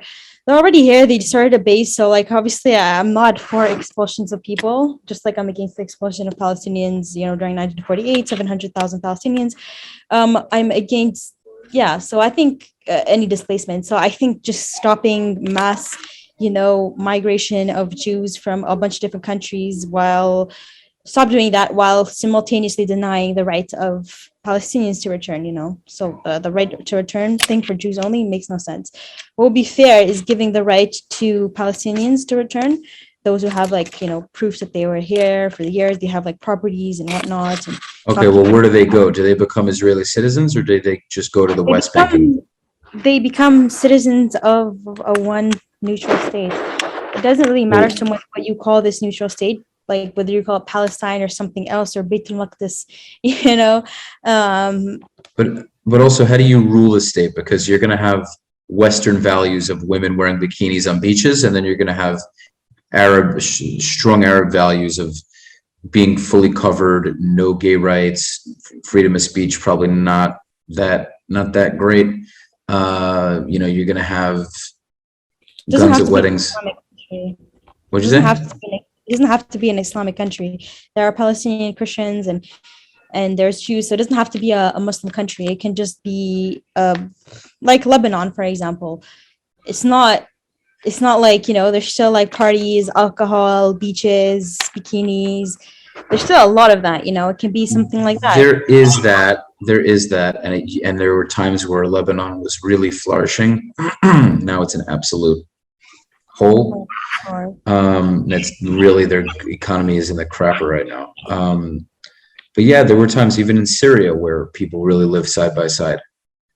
Yeah, it should be something like that, ideally, because it's not going to be a majority Muslim country even at all. So that should be kept in mind. It could be a mixed state. There's going to be a lot of Jews and a lot of Muslims, and then some Christians. Well, it would pretty much be like, even if you put all the Arabs and Palestinians like if everyone lived amongst each other, it might be partially majority Jewish. It wouldn't be such a majority anymore. Yeah. And that's, yeah. So, I mean, that's why it's so difficult is like someone has to rule the land though. You can't just have the Arabs and Jews just sharing it together. Someone's going to want to lead the other one. That's what I have a hard. I think in theory it sounds nice where everyone's just living amongst each other.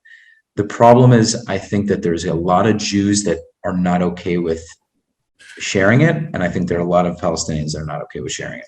I think the least that could happen is that, stop calling it a Jewish state for Jewish people. Like Netanyahu says, it's not a state for all its citizens, it's a state for Jewish citizens. Stuff like that, no, that needs to go. Having a Star of David makes it a Jewish state. Yeah, but why the Arab? My thing is, and this is not going to be fair to the Palestinians, but quite frankly, like, again, all's fair in love and war. I'm not trying to sound like I don't care about other people.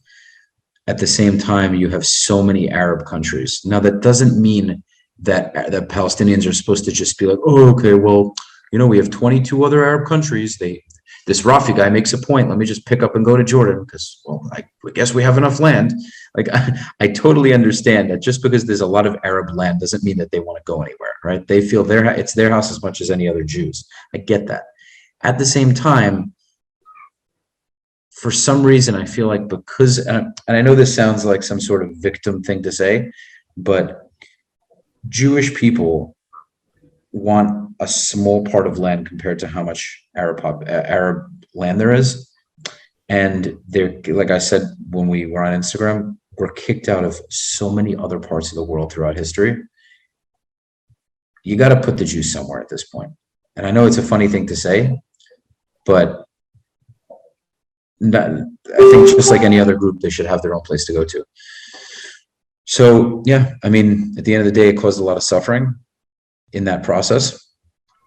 But that's kind of how the world has worked since the beginning of time. What's that noise? It's a notification on my phone. Yeah, so I mean, this is probably this is the hardest conflict to solve. I mean, it has been forever. So I don't know. I mean, I wish I had a solution. I mean, this is not an easy solution, obviously not. But there are steps that can be taken, in order to make things better, like stop expanding settlements and annexing land and whatnot. And what do you think the Palestinians are doing that they should stop doing, right? Because now that you're so anti-Zionist, I feel like you're so much on the other side now. You seem work on a better leadership, I guess. Work on having a better leadership. What kind of leadership what do you think they have? What makes their leadership bad, and what do you think would make it better? I think just like, for example, like, I don't know, Hamas is not the best, it's not a good representation or leader for its people. Maybe, I don't know what. Also, doesn't it make you wonder they were voted in, right? Like supposedly they were voted in. Do you know if they were or they weren't? I don't know. That they were, that's what they say, that they were actually voted in, which means that even though. Since, what'd you say? Maybe at first, but they've been in power since without. Well, yeah, because again, it's an Arab. So was Abbas. So is what's his? I forget what they call him, but Abbas. This is Arab leadership 101. They don't really have elections in most places. Like, you have a guy, he gets however he gets put into power, and then he just is like, well, I like this big castle, and I like all these random midwives and side chicks, and it's nice. Like, if you grow up a very poor Arab in a country and you somehow make it to the top, you don't want to give up that role, give up that position. Yeah. So it's like, that's, I think, a large problem with Arab leadership in general. Now, there's also the idea of, I mean, I don't know, I'm sure it's not happening everywhere, but there's definitely parts of Arab society where, if there's an informant in the family, they'll kind of get rid of them, stuff like that. Like, that doesn't bother you because you're doing your thing, like you're real with your life or whatever, but doesn't that kind of worry you? Like, if somebody that decides to become an informant for Israel, like, their family might kill them, or if somebody cheats on somebody, they might be killed, like stuff like that, or like, they call them honor killings. Like, does that stuff kind of, just the way that the stringencies, does that culture? worry? I don't. I don't think it does. It doesn't worry me. I mean, no. I don't. There's like, no. I mean, things gonna happen either way. Everywhere things happen, like bad things. So I don't know. I don't think that's something that has really anything to do with the conflict at hand, or a solution, or what the solution should or shouldn't be. Yeah, I don't. That doesn't really have like basically, and doesn't have an effect on like how I see things. I mean, yeah, it's bad, like like how like the leadership that they have now. There's a lot of corruption and stuff like that, so there needs to be like maybe a revolution or something. But that's things that you have to work on one thing at a time. So first working on like making more just practices, like Israelis making more just practices, and little by little things can change. I guess it's not like one drastic thing like, hey, Israel leaves Palestine, it's called Palestine now, everything is going to be happy. No, there needs to be like step-by-step changes for sure. It's not an easy. I mean, there's a lot of changes that need to be done, but I mean, and there's definitely discrimination and on both sides. And like I said to you before the episode, I think a lot of that is human nature. Doesn't mean that we should just accept it as is. We should always try to work on it. But I think because people are tribal by nature, and people naturally prefer their own kind over other people, like they're going to prioritize family because it's common, it's known, they're familiar with people that are like them. You're naturally going to look at outsiders as different. Now, some people, like you and I think, can look at outsiders as different, but still understand them and say, okay, well, they're different, but I'm okay with that. Then there are many other people who say they're different, I don't like that, right? And that's how a lot of people are. And because I understand it, I understand that it's always going to exist to some degree. Like we can minimize it, but I don't think as human beings we're ever going to fully get rid of racism. It's always going to be racism, prejudice, preferences, hatred. It's unfortunate, but I think that's kind of how God created the world, and I think it serves its purpose. Just like how there are just bad things in the world that serve their purpose. I don't know. What do you think about that? I mean, yeah, I guess I can agree with that. Well, like, yeah, there's gonna be bad things, but there's some things that are just like too much that needs to still be changed. There's still some level of like, respect that needs to be had. There can be always racism within people, like whatever, but systemic racism is a whole different story. Like I can't change, like this guy thinking badly of his neighbor because his neighbor is a different religion as him. But that's just one thing. It's a different story if there's like policies that make this hard for them. I completely agree. So I mean, yeah, there's always going to be racism. There's racism everywhere, even in Canada. But I feel at least here there aren't groups that are treated. I mean, there still is systemic racism, but it's not as bad as in other places. It's still we still have the same basic rights. Yeah. What I find just interesting about a lot of your posts now, like on Instagram, is that it seems like you're only kind of showing the Palestinian side now. Yeah.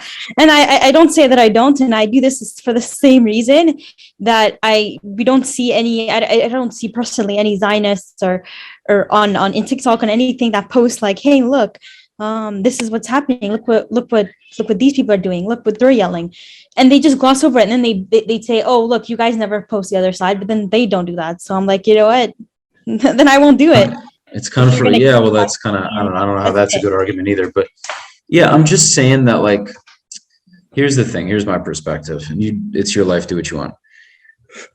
You were on one side. Now you're on the other side, right? And now as a convert, it kind of is like, well, if there's two sides of the story and you came from the other side and you're not telling the other side of the story, well, you tell like your heritage, but you don't really talk about both sides of the story. It's like, okay, well, then there's a lot missing there, right? So it's playing this game. About the other side, like the reasons why is because I was fed like just one side of the story. And I've seen this a lot of times. I was only seeing violence from one side. And I've said it before on my TikTok. I don't post about all these events exactly, but I was I mean, people already see it. That's the thing. They can see what they want to see. That's all it is. But like this stuff honestly, this stuff is never ending. It's like just watching these media outlets show one side and then have, Stand With Us will show this, and then you'll have Eye on Palestine will show that. And it's like, and I'll see incongruencies on both sides. I'll look at it and be like, but that's not how it is. And I'll, like, on both ends, I'll be like the Arab media will claim these things, and it's like, that's not what's going on.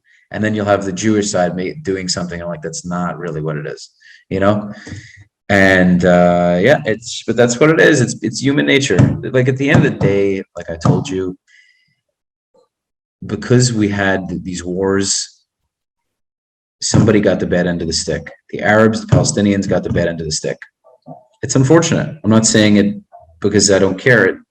It's unfortunate. It sucks. Like now the world's like, well, why can't they both kind of have it the way they want it?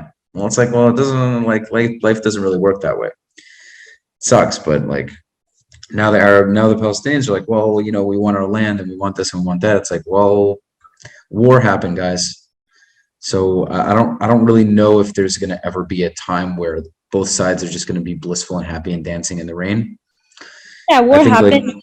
Wars will keep happening, and then I just don't understand why some people think that Palestinians should remain complacent and they should just accept it the same way that Israel fought first. So if I don't think they should. I completely understand why they're fighting and why they're doing things. I get why they do what they do, but at the same time, they lost. And I think the more they try, and I don't blame them for like wanting to fight back and like take it back or do whatever. Like I understand the psychology of it. I do understand it. I think also, and this is going to sound it's going to sound racist, but I've like just through research, and there's a guy named God Saad. Have you ever heard of him? Who? Have you? Who? Have I heard of? His name is God. He's a Jewish guy from, I think he's Lebanese. Yeah, he's Lebanese Canadian, actually. He's a Jewish Lebanese Canadian. And he's God Saad is a Lebanese born Canadian professor of marketing at the John Molson School of Business at Concordia University. Okay, I'm going to send something to you and you should really watch this. And God, what? His name? Sorry? Saad, like Saad. Oh, yeah. Okay. He's a Jewish guy. He's clearly a Sephardi guy. And he did an episode with Joe Rogan. You ever heard of Joe Rogan? Yes, I have. Okay. So God Saad did I think more than one episode, but he talks about, so Joe Rogan has a deal with Spotify now. So his full YouTube episodes are not on YouTube, they're on Spotify. So do you have Spotify? I don't have Spotify Premium, so I can't really. Spotify is haram. I can't really benefit from, watching stuff with somebody else. Well, all I'm saying is they did an episode together, and God really goes into Arab culture and the psychology of Arab culture and why they do certain things and yada yada. I think there is an aspect of Arab culture that they're very passionate, they're very emotional people, just like Sephardic Jews. They're just very heated. There's a lot of love, there's a lot of hospitality and like giving and all that, but then there's also a lot of fiery passion where like they're always fighting for something. There's always a revolution, and they're always ousting a government, and there's always a rebellion, and there's always like, it's almost like it's what brings them together. It's like what makes them feel alive. There's always something going on in an Arab country where it's like, our leader is bad, we have to fight, and we have to this, and we have to that. And it's like, on one end, it's a good thing because they're willing to stand up for themselves and protest and fight. On the other hand, it's like, it always seems like there's another reason to fight. And yeah, there's American, we're not, we spoke about this. I'm not going to deny that America has shoved their foot in different countries for their own gain. Europeans have done that too, where these Middle Eastern countries, where some of these countries are doing perfectly fine. Were they wealthy? No, they weren't wealthy. They're living their lives the way they wanted to. And America's like, we need to make them a democracy. It's like, they didn't really ask you they didn't ask you for their opinion. You know what I mean? So I hear that. Let them be the way they want to be. Leave them alone. If they're not bothering you, don't bother them. If Afghanistan wants to have the Taliban, well, they don't have the choice.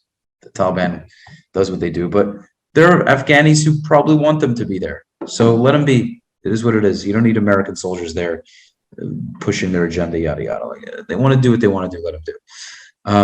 Now, one thing I wanted to discuss was your mom. Like, how come you haven't fully moved to Al-Quds? I have a school in Canada. You what? School. You have school in Canada. Oh, you're still in school. Yeah. Yeah. You live a fascinating life, young lady. You are a niqab wearing Jewish girl living in Jerusalem. Wow, you have a story. Crazy. Okay, so what are you studying in school? I'm doing a master's now in like psych. It's called master's of A Kanafa degree? It's psychiatry, but it's mental health basically. Wow, that's crazy. So you're gonna be a psychiatrist? No, I don't think I'll be a psychiatrist, because psychiatry you have to do med school, but maybe my mom was like, you should do it after. I don't know why it's in the But hold on, psychiatry. if you were doing psychiatry and someone comes into your office and they're like, all right, well, calling you M, I don't know if you're ready for this story, and you're like, oh, you don't know if you're ready for your story. If you don't know if I'm ready for your story, I got a story for you.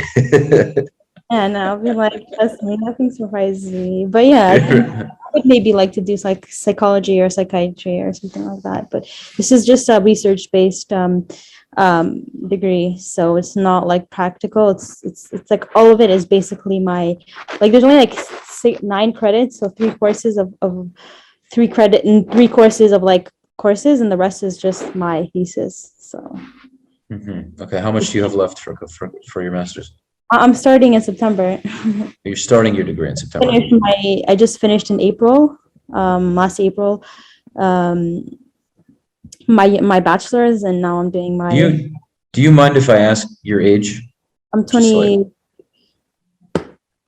I'm 20. 20? 23.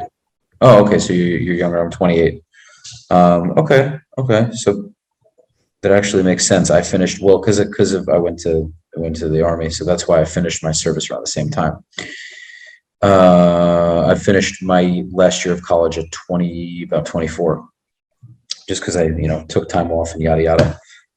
So yeah, that's interesting. Okay, that's awesome. Okay, so how often are you in Canada? How often are you here? I'm not often here. I was working in Canada, and then I just came here before I start my degree, because then after I don't know how much I can visit, so I decided to be here for 5 months, 6 months, half a year. Yeah, because after I graduated, I was gonna work for a whole year, but I didn't work for a whole year.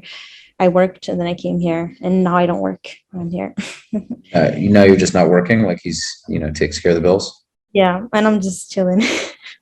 So what do you do all day? I don't do much, honestly. Doesn't that make you crazy though? Doesn't that drive you nuts? Like, what do you do? What do you have? I go out sometimes, buy stuff, and then I work on I'm doing cross stitching now. I do some cross stitching, some embroidery. So you've really become like a traditional Muslim bride. Like you're just you don't do shit. Excuse my French. Yeah, I watch dishes. Doesn't make you bored though? Like, what do? You're on social media all the time, commenting on people that are giving you crap for your posts, like people that went to high school with you. So you're commenting like, idiot, I don't like you anyway. But other than that, other than buying random hijabs and hookah pieces for your husband, and he buys you chocolate and whatever else. Saying what do you do? Like, you wake up at a certain hour. Sounds like you wake up pretty late. Now it's Ramadan, so I don't do much, but I mean, what do people do who don't work? What do unemployed people do in general? Honestly, that would drive me insane. How do you not, your brain, how do you keep yourself busy? I do stuff that are stimulating. I still watch, I could watch documentaries, and I watch stuff on YouTube, teach me stuff. Do you like being stay at home wife? I do like it. I like both of them. It's not something I want to do full time. I don't usually I work full time, and I'm used to working full time and doing school, and that sucks also in another way. They both kind of suck. Nothing is really ideal. What would be ideal is just traveling all the time, well, at least when you have kids, then you'll be occupied with kids. But before you have kids, you're just bored out of your mind, and your brain is like, yeah, of course you're learning things with documentaries and you keep yourself busy, but in the grand scheme of things, I don't know how people, like, if you're a wife without kids and you're stay at home, like, I don't know. I don't know how you I mean, do there's it, but still stuff to do, like I don't know, like organize things, but like I'd rather, like, if I want to work, I can work, but like, conventionally, if I want to work, I can work, but like it's also hard to find a job for me here, and the only, like, I don't even know where I would work here. Like, what, at a grocery store? Like, what would I do? Like, my language, my well, that's also another issue, is like I you do. literally went from a first world country to a random, like, it's it's not about disrespect. It's just about, like, facts. You went from a first world country to like a third world situation. It, like, Israel, like the Israeli areas, depending on where you go, are definitely, better established, like much better established. But you're in a place that's like, you went from like you're in a different world. Well, Like, I does live that in ever? Palestine, so like technically I can find Israeli jobs, but what would I do is what I'm saying is, I like what would I do? I don't even know what kind of job I can do here. Well, once you 'Cause finish school, is the your college degree. when you finish school, are you trying to get your husband to Canada, or are you going to move and live in Jerusalem? I don't know. I'll see what like opportunities I have for me. But seriously, I don't know what to do for work, because like I was working as like in Canada, in Montreal, we have like it's like a psychosocial intervention worker. So it's kind of like it's kind of like a social worker, but without a social work degree. So I had a psychology degree and I was able to work, and I worked with homeless people and shelters, but they don't really have that here. So I would like to do something like that, but they don't really have that here, even in the Israeli, like, community. So Social like, work. What do you mean they don't? What do you mean they don't have it? I mean, like, they don't have, like, I'm not a social worker. They don't have a social worker degree, but they don't have like the equivalent of what we have in Canada, where it's like an intervention worker. So like, I don't even know what job I'd be qualified for. I don't want to do customer service. I'm not interested in working at a clothing store, at a grocery store. I'm not interested in any of that. And also the salary is horrible. So like, I don't want to work for a Oh, whole oh yeah. salary. Like for Well, like what, $9-10 an hour. Like it just, I hear you. Honestly, I hear you. I think a lot of this is where I think the traditional thing comes in. I think women definitely should be able to do what they want work-wise, but I think a lot of women get more fulfillment out of raising a family than making a lot of money. I think when they're single, it's nice for them to be able to be independent. I think a woman should be able to live on her own if she needs to. Because that the thing is, if a woman is totally sufficient on her husband and the relationship doesn't work out and she's divorced now, she's stuck. Like, she has to pull her life together. But if she has her own means, let's say even if she's making 50, 60 a year, but in the event that the relationship goes sour, she can still, rent a place or even buy something small, and she's getting, child support from her ex-husband. And there's just, she's able to at least take care of her and however many kids she has.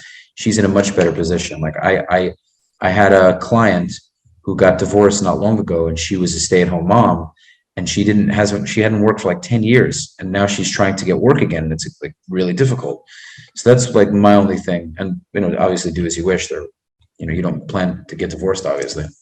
yeah, but But also I have a degree, so I'm not like too worried if I don't work okay. for a period of time. If I have a master's degree, I think there's gonna be some sort of opportunities for me somewhere. Hopefully. So Yeah, I tried to find a job here, like last time I was here, and yeah, I wasn't very successful in doing so. I found like things that I wasn't really interested in, and in like, the Israeli part or the Arab part, yeah, it was Palestinian part? really part. I can't work anyways in the Palestinian part because my Arabic is not nearly good enough. Oh yeah, The yeah. only That's people so. who would be able to work would be like Israeli world, but also there, like, I'd feel also uncomfortable because I'd be a hijabi and they'd be It's kind confused. of weird. It's like in both places you feel like an outsider. Isn't that Yeah, so strange? Like, you feel like you feel more welcome probably here because you're married to a Palestinian man. So it's like you've chosen that life, so you feel more connected to this side. but I But don't then see again, you grew up like, on the other side, so it's like whenever you're like on the Rakevet and all those other things, it's like, these are my people, but they're not. Isn't that like the whole thing is like? but also like if I didn't speak, I think if I spoke fluent Arabic, I wouldn't have much of a problem because I would blend in. Because if I don't speak, But people are like they just oh, for assume sure. If you Arab. spoke fluent Arabic, it would be a totally different thing. Yeah, so like I don't really have a place to work, so I'd rather stay home than work like a job at a grocery store because I can't get anything better because of my language limitations. Yeah, due to you my don't have to. language. Yeah, it's also much easier for you mentally to just stay at home and like avoid all this uncomfortable stuff. Exactly. So like, yeah, it could get boring, but I mean, I'm fine. Like, I just, if I'm bored, I just go out, and I'm like, I'm learning how to take I explore basically. I don't know how I you do explored that. the other day. I don't know how you do that. I have But my SIM card, internet. So okay, don't you miss the infrastructure of Canada though? About like how things are so much more developed.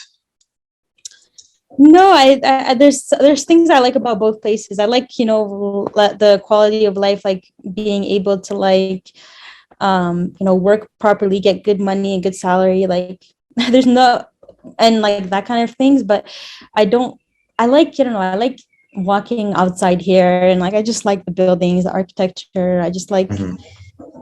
I don't know, there's different things I like in both places, so I'm like conflicted on that. But for sure, if I was super rich, then I would live here. But if you're not rich, then it's not really a fun living. Okay. I agree. That's why I went back to America, because first off, the conflict is very annoying to deal with. But the biggest reason I didn't live there, I didn't make Aliyah. Are you triggered when I say Aliyah? Okay. Anyways, you're like, oh, don't say such a thing. Anyways, when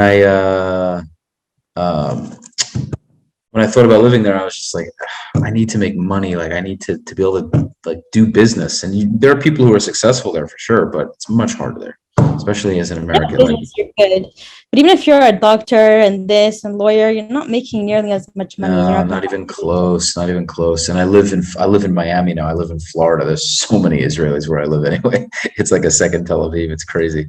They're like And it's all so over the place. expensive there too. Like if the money was worse there, you make worse money. But like things are more expensive than they are in Montreal, my city. Like rent is more expensive in Jerusalem and Tel Aviv than it is in my city in Montreal.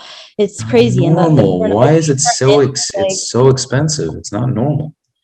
It's not normal because people make like the minimum wage that people make. If you work like a regular amount of hours, the minimum wage is like what 5,000 to 6,000 shekel, and then you have an apartment that's really tiny for 4,000 shekel.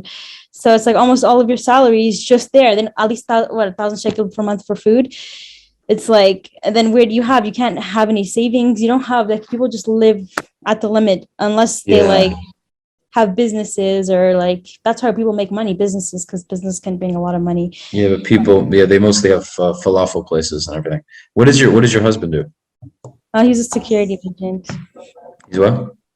Security guard agent. I hear what you're saying, but like for who? Oh, for anybody, basically. He gets contracts in different places. So like he works for like Jewish festivals too, like there's like Jewish festival in Jerusalem not long ago before Passover, where there was like a bunch of different foods, and he was working there, and I went to visit him. It was nice.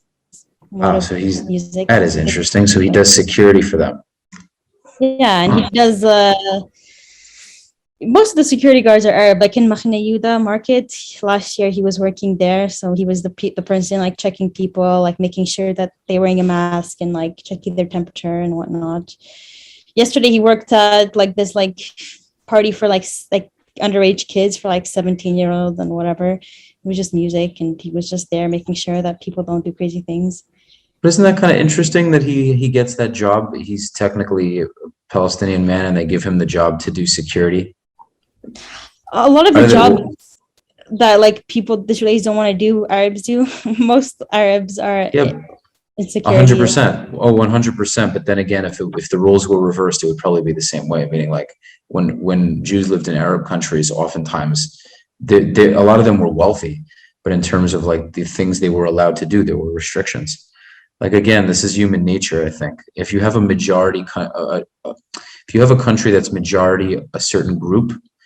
And unlike America, that's a melting pot.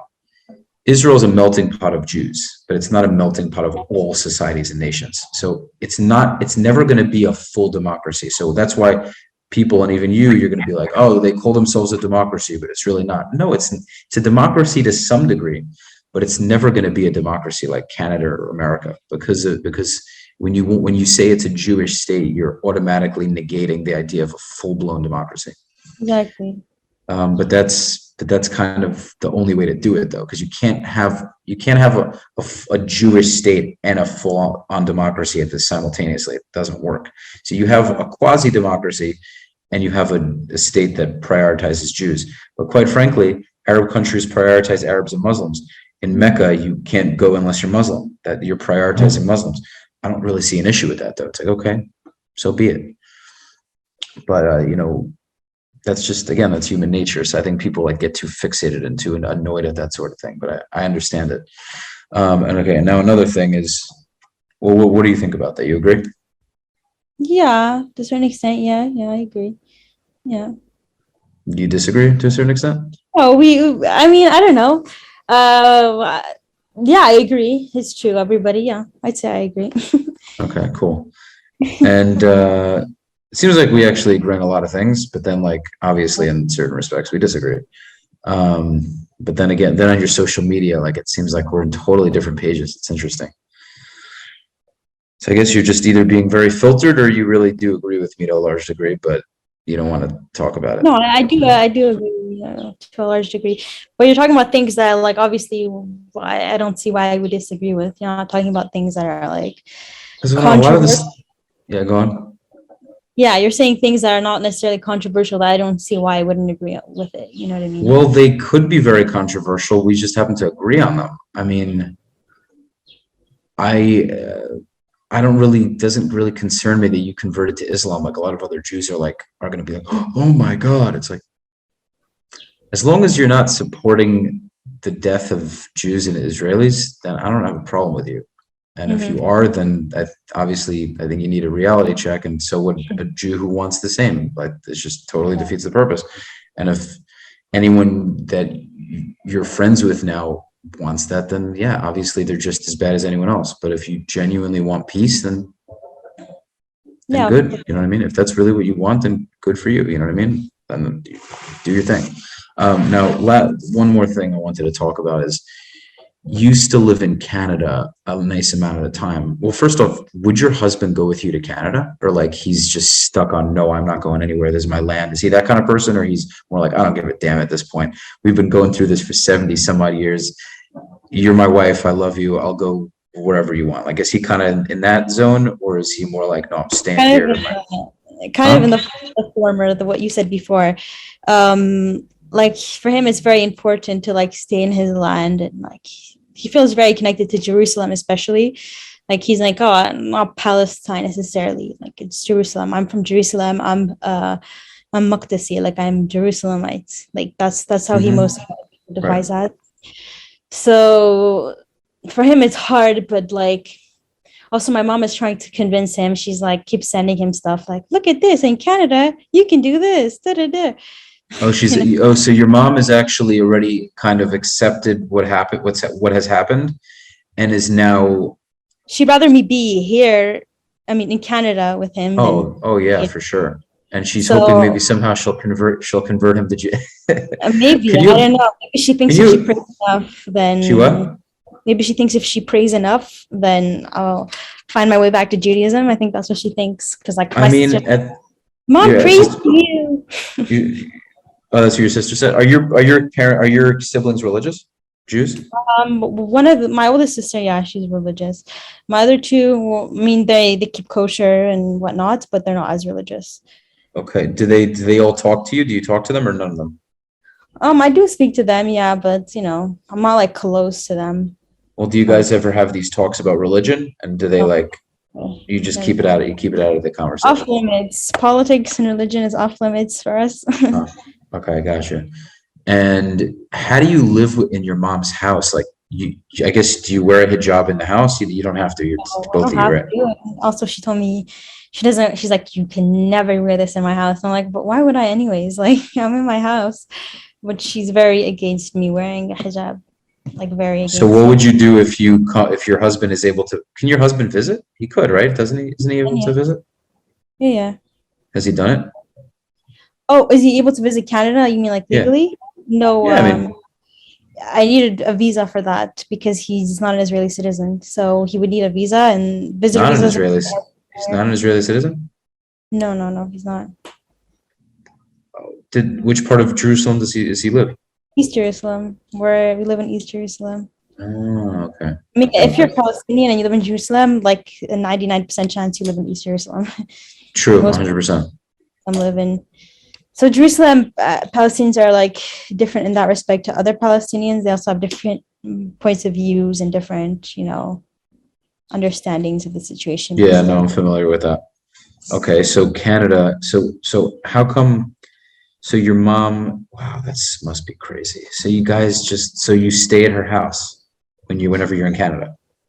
Yeah, because I just live at her house basically, mind my business, and my mom doesn't like my decisions, but she's not the type to kick me out of the house, so she hasn't kicked me out of the house. You have a good mom. Because a lot of other parents would. See, if my kid converted to Islam, I would be very disappointed.